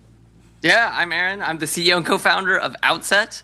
I was on your show. I think it was at YC Demo Day like 6 months ago. That's right. Yeah. We were super bullish on you. That's awesome. No wonder you're back. Thank you. No wonder you're back. Yeah, I had my yellow ramp hat on in the YC offices, and I was sharing our Series A. Wait, yeah. So break it down for people because they're going to assume you were in a batch this year, but you went through in 2022, was it? Yeah, we were 2023, summer 23. Okay. We went through YC batch, and been growing since then. I just happened to be in the office, and we raised our Series A at the YC Demo Day, so I popped in. And yeah, so Outset is AI moderated research. So if you've ever tried to, understand your customers or something, it really sucks today or in the past. And finally, it doesn't suck. I mean, basically, surveys are the old school way to do it. Or you talk to users one by one and, talk to maybe a dozen or so. And now AI does it for you. So that's what our platform does. And we just raised our Series B, announced it yesterday from Radical Ventures. There it is. It's been great. So here we are, Incredible. 6 months later. Was Paul Graham ever concerned about Outset? Was he worried, founders might stop talking to their customers, or is he comfortable with the AI talking to the customer on their behalf? I didn't clear this with PG personally, but dude, you gotta clear it with PG. You gotta get his blessing. You gotta get his blessing. Yeah. I did not do that, but it's part of the reason we don't work as much with startups, and we work with Microsoft, Google, folks like that, Weight Watchers, and Nestle, and so we go for the big enterprises. What does success look like when you're working with these companies? What are you pushing towards? Is it a key insight that impacts a future product decision? What does actually winning look like? Yeah, it generally falls into two things. It's like either they're doing product research, where it's about a key insight that drives a product decision of what to build, or even like not to build. There's like a famous Airbnb, Brian Chesky told the story of like, there was like a $1 million, research saved them millions of dollars because of like one bad design, right? And so like, it could be a massive, like a single insight can be hugely differentiating for a product. And then there's marketing where you're saying like, I'm about to, release a new product to a new market, you're Nestle and you're testing new concepts. You got to get that right? So that looks like making smarter decisions and making them really, really fast. And that's like the real thing is that now with us, you can actually gather, hundreds of actual interviews, like in-depth, nuance, like really hear from people, and you can do that in a couple of hours. And then we synthesize all that data so you can go make a decision. Are you guys taking away jobs from researchers, or are researchers just able to do far more work and get far more insight? The classic AI question of so the reality it just feels if you look in engineering organizations, people are like, my engineers are much more effective. I'm gonna build a lot more product. I want more great engineers. In this case, I don't have a lot of insight into how research teams at some of these big companies work, but I could see them saying, hey, we historically needed to hire this outside firm to conduct this research, and we needed X number of people to kind of manage it and try to unpack what was actually happening. A lot of them might also have just been using web forms, right? Yeah. Yeah. So what we actually see on the ground is very much not the get rid of your researchers, quite the opposite. And I think the reason for that is there isn't a ceiling of like, I don't need any more insight on a thing. Right? There's actually it's like an insatiable demand for it. The problem is the old way was not economical. So you would have, your researchers, they do one study every month or two, and it would be, like talking to 15 users. And now that one researcher can actually do a study every week, each time talking to 200 users. And so you basically are like making smarter decisions. And then you add the speed at which people are putting new products into the world, you actually need that insight faster, right? And so what we see on the ground is basically a research team adopting it and saying, holy crap, like I can actually go like do twice as much or go twice as fast with, the same people we have on the team today. How multimodal are you today? Yeah. How multimodal do you want to be in a few years? I can imagine research is happening, on video interviews, audio, text-based interviews, web forms. Like, what are you doing today, and then what do you want to do? We want to do all the modes, all the modals. So today we are video, audio, text, and then you can do kind of forums. Think like classic survey questions, like radio buttons and radio buttons. boxes. So do you just email or text a customer and say, "May I research you"? Yeah. Yeah, that's exactly it. That's the language. May I research you? No, but then we also do screen sharing. So that's actually where you're getting a participant to video, audio, radio buttons, and then also share their screen while they're interacting with your prototype. So you got to do all of that together, and then we partner with a bunch of panels, they're called them, to help kind of source people, right? So in our platform, we can actually source from millions of people. And are you building like the full customer experience management platform down to data collection, but then also analysis? Because it sounds like you're adding sourcing, but it's not like you're going to give me a big bag of text and then I got to go sort it out elsewhere. Yeah, the theory's always been like if we're going to help you scale and speed up the way you collect the data, we got to break it down for you afterwards, right?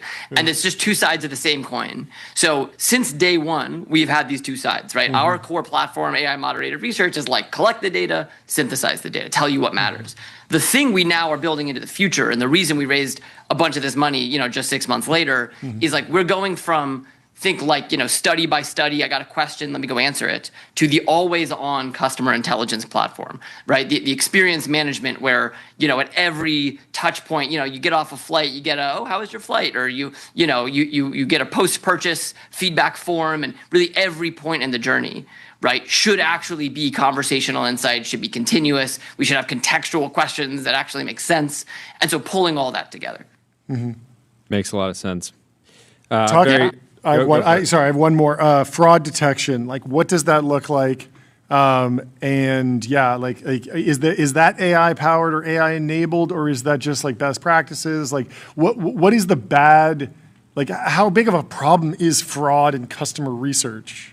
Yeah, if you talk to anybody in the industry, they'll say like it's a problem. Yeah. Like, and ChatGPT made it worse, right? Yeah.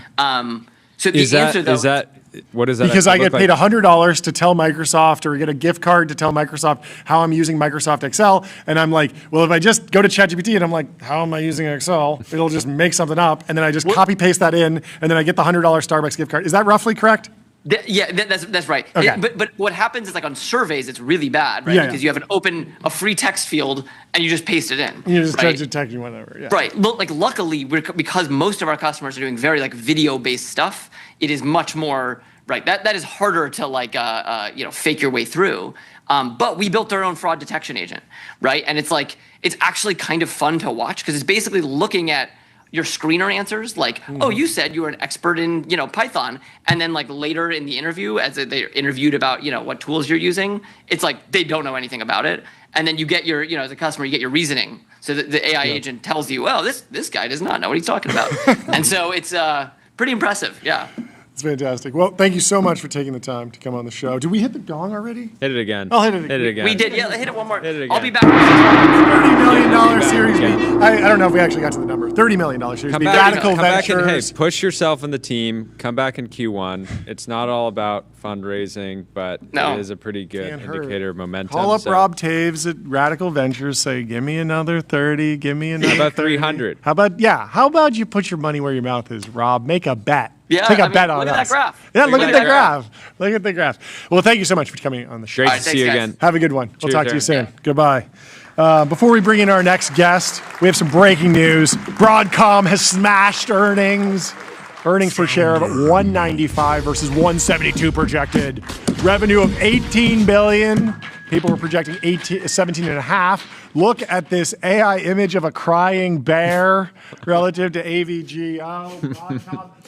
Bears in shambles. The Sith Lord of private equity has done it again. Up 3% green line after I like market. the LoJack riding the green line after upwards. Hours. Sorry. And that is fantastic news for the good folks over at Broadcom. Congratulations to everyone on smashing earnings. And thank you to the chat for calling it out. Our next guest is from K2 Space. How you doing? Good to see you. Welcome to the show. We are trying to pull up some audio. Do we have audio here? Can we play this? Yeah. Oh, sorry. Thank you. Please introduce yourself and the company. Hey guys, I'm Karan. I'm the co-founder and CEO of K2 Space. Obviously space is in the news, but can you give us a little bit more color on how you fit into the orbital economy? Yeah. So about 3.5 years ago, I started this company with my brother Neil. We wanted to build really large, really high power satellites, which at the time was a pretty big contrarian bet against the market. Everyone was kind of going smaller with their satellites. Yeah. And so we kind of looked at it. We were like, hey, actually the future, if you think about it, is all about higher power, right? And we're seeing that with things that we're probably about to talk about with the data centers and space data stuff centers and everything. Yeah. But yeah, we're building the largest space platforms that have ever existed. The largest space. So, but importantly, you're not building the rockets.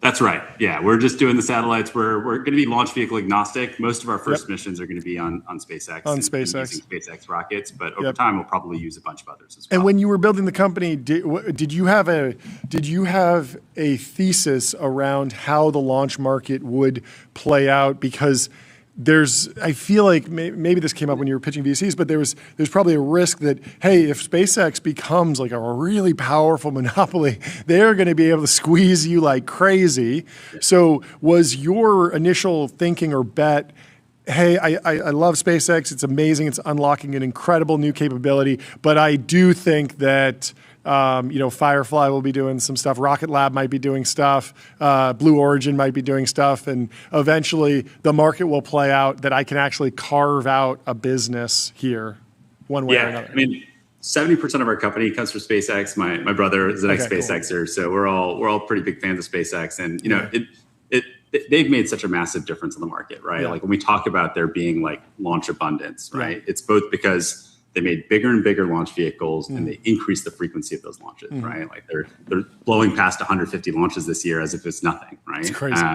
So we always knew that we were going to be big users. We always knew we were going to be big users of SpaceX rockets, but I think it's pretty cool to see a bunch of the other launch players coming online, right? Like there's a number of new players, whether it's like Relativity, whether it's Andy over at Stoke, whether it's the folks over at Firefly. I think it's a really unique opportunity we have right now where hopefully 5 to 10 years from now, we have a bunch of choices. Yeah.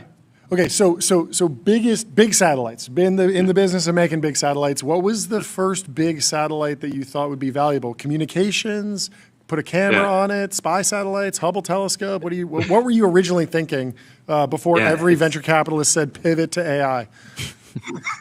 So we started with giant telescopes, which is kind of a bit of an extreme departure from AI. But yeah, we wanted to build really large telescopes because everyone knows James Webb, right? Like it's an awesome, highly performant telescope, but it cost billions of dollars and took like 20 years to produce, right? And that's like kind of the straw by which we take data from the rest of the solar system, right? And so we wanted to build many more straws and many bigger straws. Over time, we realized like actually if we go bigger, well, now we can start to deploy a lot of power because we can host bigger solar arrays. And if we go bigger, we can build platforms that are radiation tolerant and can handle different orbits and different parts of the solar system. But it all actually stemmed from giant telescopes, which is a little known fact actually about K2. But I mean, the news today, $250 million at $3 billion valuation, doesn't look like a science project type funding round. You got T. Rowe Price, Altimeter, Lightspeed. T. Rowe Price, what does that look like? I don't know. I mean, typically, wouldn't that be a pretty common in a pre-IPO? It's like a growth. Yeah, these are serious investors. So what is the shape of the business? I imagine that like you actually have serious traction and progress, actually delivering capabilities. What's the majority of the customer base product mix look like right now? Yeah, so because we went in such a different direction, we started as like just a tactical contrarian bet that 2.5 years ago started to get a lot of commercial traction. So over the last 3 years, we've basically gone from 5 million in TCV in 23 to 50 million in TCV in 24 to 500 million in TCV in 25, right? And this is from a mix of large commercial and government customers, right? And I don't know that many 3.5-year-old companies that are like $500 million in TCV, right? That's insane. So yeah, what take me inside one of those contracts. Give me an example of like what you're delivering. Yeah, so the perfect example of power is when you think about communications, right? Sure. More power equals more throughput. Sure. So if I drive up the power, right, any space-based data constellation suddenly gets more and more effective, right? And we were just like driving up the power incrementally, right? Like the typical satellites at the same price point as us were doing like 1 to 2 kilowatts of power. Our first satellite is 20 kilowatts of power. Wow. Our next satellite's going to be 100. Okay. And so we saw a really interesting use case to go after, which is just for all the players that are looking at what SpaceX has done to the comms market and are thinking about how to reset their unit economics. We were like the really interesting path for them to take to be able to think about a fundamentally different cost structure just based on how much power we were deploying and at the price point. Okay. So commercial comms is the first place, government is the second. I can talk a bit about that, but those are the two big areas that we've kind of focused on as we've scaled up the company. Yeah, let's flip over to the engineering side. 100 kilowatts, that's 0.1 megawatts, is that right? Like, how are you actually delivering that? Is it just big solar panels? Like, what's the secret to actually scaling up power delivery in space? Do you have batteries on board? Are there other propellants or resources for fuel? Or is it all just solar? How do you actually scale up power delivery in space? Yeah. So we basically have to reset the entire satellite. We had to go build giant solar arrays. We had to go build giant batteries. We had to build giant primary structures. These things called reaction wheels, which are these large spinning discs that help you point a satellite with large solar arrays. So like 80% of the satellite we rebuilt from scratch in this factory behind me. And sorry, really quickly, giant solar array, that could, in space, that could mean anything from like football fields to the size of this table. Like, just ground me in like order of magnitude. How big are we talking? Yeah, so the first satellite that we're building that we're launching in 3 months is 40 meters from wingtip to wingtip. Wow, meters. So like, halfway down a football field almost, something like that. Wow. And then the space yacht. Space yacht, Exactly. That's exactly. Great. And then the next one will be 80. So it's going to be 2x the length, but obviously much more in terms of surface area. And does that only fit the Starship fairing? Is a Starship requirement there, or can you get it up? The first one, the 20 kilowatt is made for Falcon 9. Okay. So it's made to stack 10 in a Falcon 9. It'll stack, Starship is so massive that it'll stack 50 in a Starship, which is kind of cool. If you take the full one, Exactly. And then the next one will be made purely for Starship. So on the commercial side, from how are the telecom players thinking about the threat from Starlink? Right, these are the big ones are multi-$100 billion market cap companies. They have a lot of infrastructure on Earth, and are from our understanding, like really feeling the pressure from Starlink. But what is their kind of mental model for Starlink as a threat? And I'm assuming they're paying you to try to catch up. Exactly. Yeah, I think Starlink came in and basically took a business that had, call it, you'd go like host like data at $50 to $100 per megabit per second, and Starlink came in and brought that price under 10. Right. So every single player out there had to figure out like, how do I go deploy a lot more capacity, and how do I do it at a low cost? And deploying capacity in space is just all about how much does it cost me to deploy power. Right. If I can deploy more power and I can do so at a lower cost, suddenly I have better unit economics. And so we were the kind of the path to doing that, right? Which was saying we're going to go max out power. So our satellite is as powerful as the $1 billion satellites that used to exist, but it's not going to cost $1 billion. It'll cost $15 million. You can stack 10 per Falcon 9, and that's what it takes to kind of change the game for the telco players. So a bunch of them saw that and were like, okay, like this is actually something we can play around with and use. And really for us, it's just like the first customer, right? Like we're all about integrating like the hardware stack for space. We want to max out power. Today, that's for communications. Tomorrow, that's going to be for compute. And then who knows, as we start becoming like a spacefaring civilization, like what we'll do with that power later. Dyson Sphere. So this round got done, I'm assuming, at a time when people were mocking data centers in space. There's been a little bit of a vibe shift over the last week. And I'm sure all your investors have been hitting you up, sending you every post about from AI compute Elon and Gavin. You got to see this. I think you got to take another look at this. You should see this Invest Like the Best interview. You should see this. I promise this isn't a data center round. I have to tell everyone. I was like, no, that's the thing. The data center would be 3 on 15.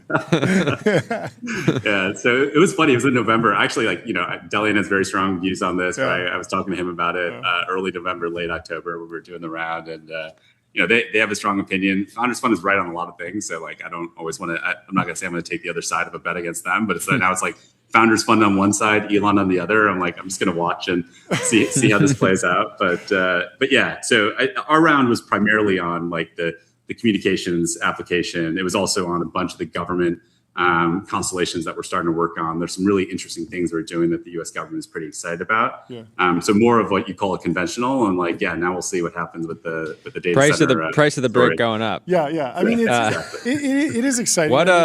As a CEO, like, it is somewhat your job to bring energy to what you're building and bring excitement to what you're building. And if there's an opportunity, even if it's 5-10 years off, if you're going to be a beneficiary of that trend, you do sort of have a responsibility to raise your hand and say, hey, it's logical that some of the value will accrue here to me if that's the 100%. Case. But you probably also don't want to whiplash everyone and be like, actually, I've been doing this the whole time. So it's any predictions on just how big some of these commercial satellites will get over the next decade? I mean, I saw somebody on the timeline earlier talking about how in order to recreate 1 gigawatt of sort of compute capacity in orbit, you need something like 10,000 satellites, but eventually you could just have one data center size satellite floating out.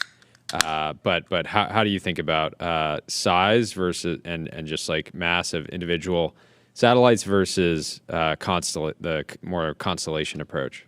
Yeah, I'm in the school of thought of constellations, right? Like, I think we're going to build really big satellites that still exist in constellations. I think compute's going to be distributed, right? Compute and communications are going to be all part of the same distributed network, right? So our bigger satellite, Giga, is going to be like the length of a football field, right? Wait, what's it called? It's called Giga? It's called the Giga. Hit the gong for Giga. Best name for a satellite I've ever heard. It's an incredible name for a satellite. We are very critical of names. Yeah. Sometimes people come on and they name their companies things that are not necessarily Hubris.ai. Yeah, Hubris.ai. $5 billion seed round. What's going to happen? Who knows?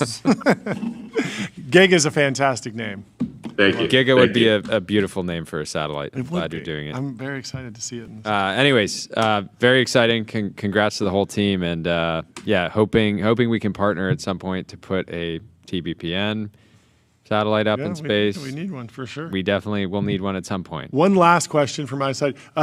Take us through a little bit of a tour of what's behind you. Is this the only facility? How big is this facility? What's actually happening here? Are satellites getting built out? This is a 180,000 square foot factory, right? Okay. Where basically you'll see the start of a manufacturing line coming down here that's going to, can't really see it in the view, but the clean room's over there with the satellite actually in it that's about to launch in 3 months, right? Oh, wow. You even have huge signs up. It says primary structure, side sections, final integration. Wow, physical divides. That's amazing. Yeah. So we're basically scaling up now. We're 11 months in, but a large part of this round that we're raising is to go scale up mass production, go from 1 this year to 10 next year to 30 the following year. That's awesome. And it's really all about scale at this point, right? Like, let's get the first one to work in 3 months, and then let's do it many more times over the coming 24 months. And also, is the company's name a nod to your initials? Yeah. So here's the thing. Like, it's not. People think it's about my initials, and it's like, that is the most egotistical thing in the world. I promise you that is not the case. So, my brother and I started this company, which starting a company with your brother is like the coolest thing in the world to do. We're both Kunjurs. But it comes back to the Kardashev, right? Like, helping humanity become a type 2 Kardashev civilization, K2. Wow. The whole thesis is like, build bigger, right? That's cool. And our logo is a big Dyson sphere. I heard you mention that, right? So it's like, our whole thesis was like, let's start laying the groundwork to helping humanity become a type 2 Kardashev civilization. So let's call the company K2. You understand naming. I have to name. We had a company on called Icarus Space. We were a little bit worried about. For what it's worth, insanely good team. Insanely over there. And crack I team, really hope very cool idea, but they're playing with fire. That name is playing with fire. They're a super cool team, though. They are very cool. They're very cool. But there's been a rash of hilarious. That's playing on hard mode. That's playing on hard mode. Playing on hard mode. Anyway, thank you so much for taking the time. Yeah, great to meet you. And congrats to the whole team. Massive. Thanks, guys. I'm glad to see Appreciate it. Coffers are full. Cheers. We'll see you soon. Well, that essentially... Let's rip some timeline. Okay, I want to watch this video of a hillside in China that has been covered with solar panels. When you see this video, do you react with admiration or with disgust? Tyler's nodding. This is sick. This is sick? Is this AI or is this real? Do we know? I hope it's real. I can't tell. So this is Casey Hanmer's dream. This is Casey Hanmer's dream. I hope this is a lot of. This looks pretty real. I was watching a video of somebody. There's a whole trend on TikTok of people throwing tires, the longest tire throw. So, because if you throw a tire off a mountain, it will just spin all the way down to the bottom. So you can throw a tire for like miles and miles and miles. It's a great content genre. Yeah, for some reason, solar panels over mountains do give me a little bit of disgust. Whereas I'm less. Yeah, mountains are beautiful. Deserts. Yeah. I'm like, it's sort of already. Blanket it. Yeah, it's sort of already. But this looks like it would be a really enjoyable mountain range to just go on a nice little hike, and so I'm feeling the disgust. Feeling the disgust, but also impressed. Yeah, by the scale. It's just crazy that there was no desert between these mountains and who they needed to get power to, you know, because I don't know, there must be people like right there living in the foothills or something, and they needed to put them in the mountains. I don't know. I mean, at least the mountains won't catch on fire. You know, that's often a problem. Yeah, I'm curious around the efficiency because just given the movement of the sun, aren't you going to have it's actually blanketing both sides of these peaks? So wouldn't this not necessarily? You would think that finding a area nearby that was flat would be more efficient. Yeah. But who knows? Snapchat. What's going on with Snap? Anyone from Snapchat focusing on soon? Making money? They are. Let's see here. Base 16Z says Snapchat plus user growth pretty much guaranteed to reaccelerate with the new storage charges.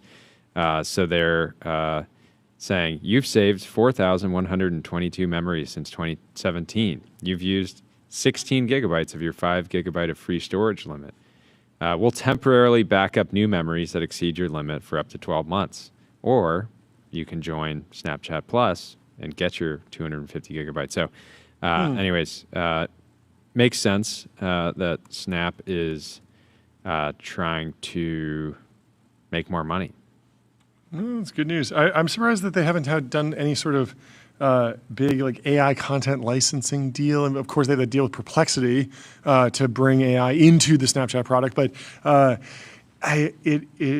Snapchat just not have any data that would be surfaced in an LLM? Like Reddit seems to have done such a good job with that, but I guess people aren't really reviewing things or discussing things in text-based formats on Snapchat.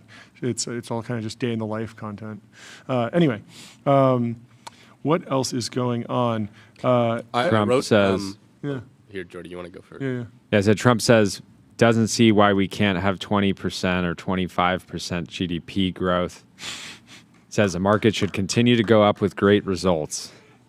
I mean, don't see why we can't have 20% GDP growth because it's never happened in history. Maybe I don't know. What was China? He is AGI pilled. That's extremely AGI pilled. Dwarkesh has talked about this. Dwarkesh literally has talked about this. 25% GDP growth. The first AGI pilled president, I suppose. Let's head over to the. Apparently, China hit 19.3% in 1970. Okay. Yeah, is that the Great Leap Forward or something? More recently, 14% in 2007. So I think Trump's looking at the data. Great Leap Forward. Great Leap Forward was 1960-ish. Tyler, what do you got? Okay, so you guys gave me a month to write new jokes, but yes. I already wrote some. Oh, you got one? Yeah. Okay, so I did use LM to help, but these are never before seen. Never before seen by the training set. Get them in the next pre-train. Did you search them in Google to make sure that? Yes. Okay. I looked them up. These are brand new. The chat's going to verify, and I don't want you to get exposed. Okay, first one, ready? Okay. You're telling me Jerry rigged this car? Ooh, is that Jerry rigged? Jerry rigged car. Jerry rigged. That's pretty good. I can't. But that's sort of like the point. But it's not a guy named Jerry. You're telling me my friend Jerry rigged this car? No. Okay, yeah. It's pretty good. Pretty good. Okay. Second one. You're telling me a brain washed this cult? Oh, that's really good. Oh, yes. That is novel. There we go. That is a great one. You're telling me a brain washed this cult? You need to tweet that right now because that's 100K likes right there, 10K likes. That's very good. Okay, I got two more. You're telling me a star crossed these lovers? That's sort of literal. That's sort of like what it is. That's sort of what it is. Yes. Okay. You're telling me a tongue tied this boy? You got to post all 4 of those and see. And I would predict that the brainwashed cult does number 1. Does numbers. The tongue-tied boy also does decent numbers, and the other 2 flop. Okay, I'll tweet them now, and then we'll see tomorrow. Yeah. Okay, that's a great test. But well done. We gave you a month. Brainwashed cult we gave you a month. That is novel. And that's not coming from any of the LLMs. So. Oh, that shrimp fried rice bench is really, really good. Let's go over to Rune. He says, everyone will go public soon because they finally feel the heat of a well-capitalized competition, the wrath of Nyan. There was no reason to seek enormous amounts of capital until recently. We will see natural interest rates north of 3% and the end of secular stagnation. Everyone's going public. Oh, in other news, 11 Labs partnering with Meta to power expressive, scalable audio across Instagram, Verizon, and more, bringing natural and diverse audio to billions of users. Also, you got the founder of 11 Labs on the cover of Forbes. Look at that smile. Photo. Look at that smile. GigaChad filter, engaged. Yes. Not beating the GigaChad filter allegations. Yes. No, I mean, Forbes headshot photographers. It's a great product. This is something that's very special. So congratulations to Mati over at 11 Labs and the whole for team. Making the cover of Forbes. That's a huge moment for him and the whole team. Speaking of AI, Presidential AI Challenge. First Lady Melania Trump is introducing the Presidential AI Challenge. Artificial intelligence is America's next competitive edge, driving advancements in your career, supporting your family, and strengthening your community. Sure, no one will disagree with any of that. This is why I launched the Presidential AI Challenge, a nationwide call to students and educators to shape America's future. Teams from all 50 states have already registered. Shape the future. Be part of the Presidential AI Challenge today. What is the Presidential AI Challenge? That's a good question. The Presidential AI Challenge will foster interest and expertise in AI in America's use. Early training and the responsible use of AI tools will demystify this technology and prepare America's I think this might be the challenge. I think the challenge might be to understand to figure out the what Presidential AI Challenge. It's like it's a riddle. This is a riddle. I think it's some sort of like, it's shrouded in mystery. That's the whole goal, to test the American people. Can they understand what it is? Okay, I think I figured it out. So there's elementary school, middle school, high school, and there's challenge projects that groups of students will be able to participate in, as well as awards and prizes. Hopefully, solid gold trophies. Massive winners. trophies. Yeah, statues. I want to see the comically large checkbook come out too. For the winners. Yeah. Maybe grants to schools. Maybe the exact projects haven't been released. There actually is a cash prize. Sick. $10,000 per team. Wait, is it paid in Melania coin or Trump coin or U.S. dollars? I think or gold. I think you mean Trump meme. Trump meme. That's right. It's not Trump coin. Get it right. It's Trump meme. It's the best. Okay, here's some questions. You also win cloud credits. That's so You do? Okay, that's actually amazing. I love that. A presidential award certificate, so boom certificate. You're getting cloud credits. You're getting $10,000 for your school, homeschool, or community group. And you're getting $10,000 per team member in the middle school category and the high school category and the educator category. It's amazing. So, Tyler, you, I guess there's no college tier. Too You're old. say you have to go back to school and participate and win. Get a fake ID that says you're 13. Just to go back and dominate the Presidential AI Challenge. Yeah. Well, it's exciting. Good luck to everyone. Is the Presidential Fitness Challenge back? I don't know. Did that get? That has to be back. They're putting gyms in airports. Of course, you're gonna have to run a mile if you're an American kid. According the first wait, I didn't see this. The first child was born in a Waymo. Yeah, according to Avatal. Crazy. Says Lisan Al Gaib. I mean, that is you are truly the puppeteer of the silicon intelligence if you are born in a Waymo. You merely adopted the Waymo. I was born in it. That is truly the most 2025 story. You merely adopted artificial intelligence. I was born in a Waymo. Being born in a Waymo. I mean, being born in a taxi cab is like a classic thing that's been described for years. But Sagar and Jetty's coming on the show on Friday. He says, I guess that's tomorrow. He says on H200s, the pro-selling to China theory relies on it being good for U.S. interests to keep China on the U.S. technology tree and forestalling Huawei. In my opinion, this ignores the singular flavor of U.S. biz relationship with China since PNTR. In every case that U.S. companies became intertwined with China, they became less favorable to U.S. interests and more malleable tools of the U.S. of the Chinese state. And so he's bearish on the H200 plan, but we will dig into it all with him tomorrow. In other news, Kaser Yunus, the CEO of Applied Intelligence, is on the timeline. He's joined X. He says, after 16 years and 10 months sitting on a fantastic handle, he says, I'm finally writing my first X. Also, we'll start writing more regularly. My first post is ironically on why I'm posting. And so he shares a link to a blog post, and Ryan Peterson says, welcome, brother. But also, writing a long-form blog post is not being on X, LOL, which is very funny. On the blog post, he says, after many years of railing against going on X, I'm finally pulling the Band-Aid and getting on the platform. Historically, if you've watched my talks, you've heard me say that one of the keys to applied success is focus. And I'm often demonized. I've often demonized social media, specifically X, as wasteful and distracting. It encourages superficiality, showmanship, and the wrong values over real substance. Quote, well, how the turntables. Some of that is still true, but as a company has grown, the balance has changed. The value of having a microphone now outweighs the downsides, so I'm going to try this. So glad congrats that to him. He is posting. Let's hit the gong. Let's hit the gong for him, and then we got to do the Salesforce. Before Salesforce, I want to say congratulations to Sergio Ozer. He is the founder of General Agents. He launched his product on April 2nd and was acquired by Jeff Bezos' company.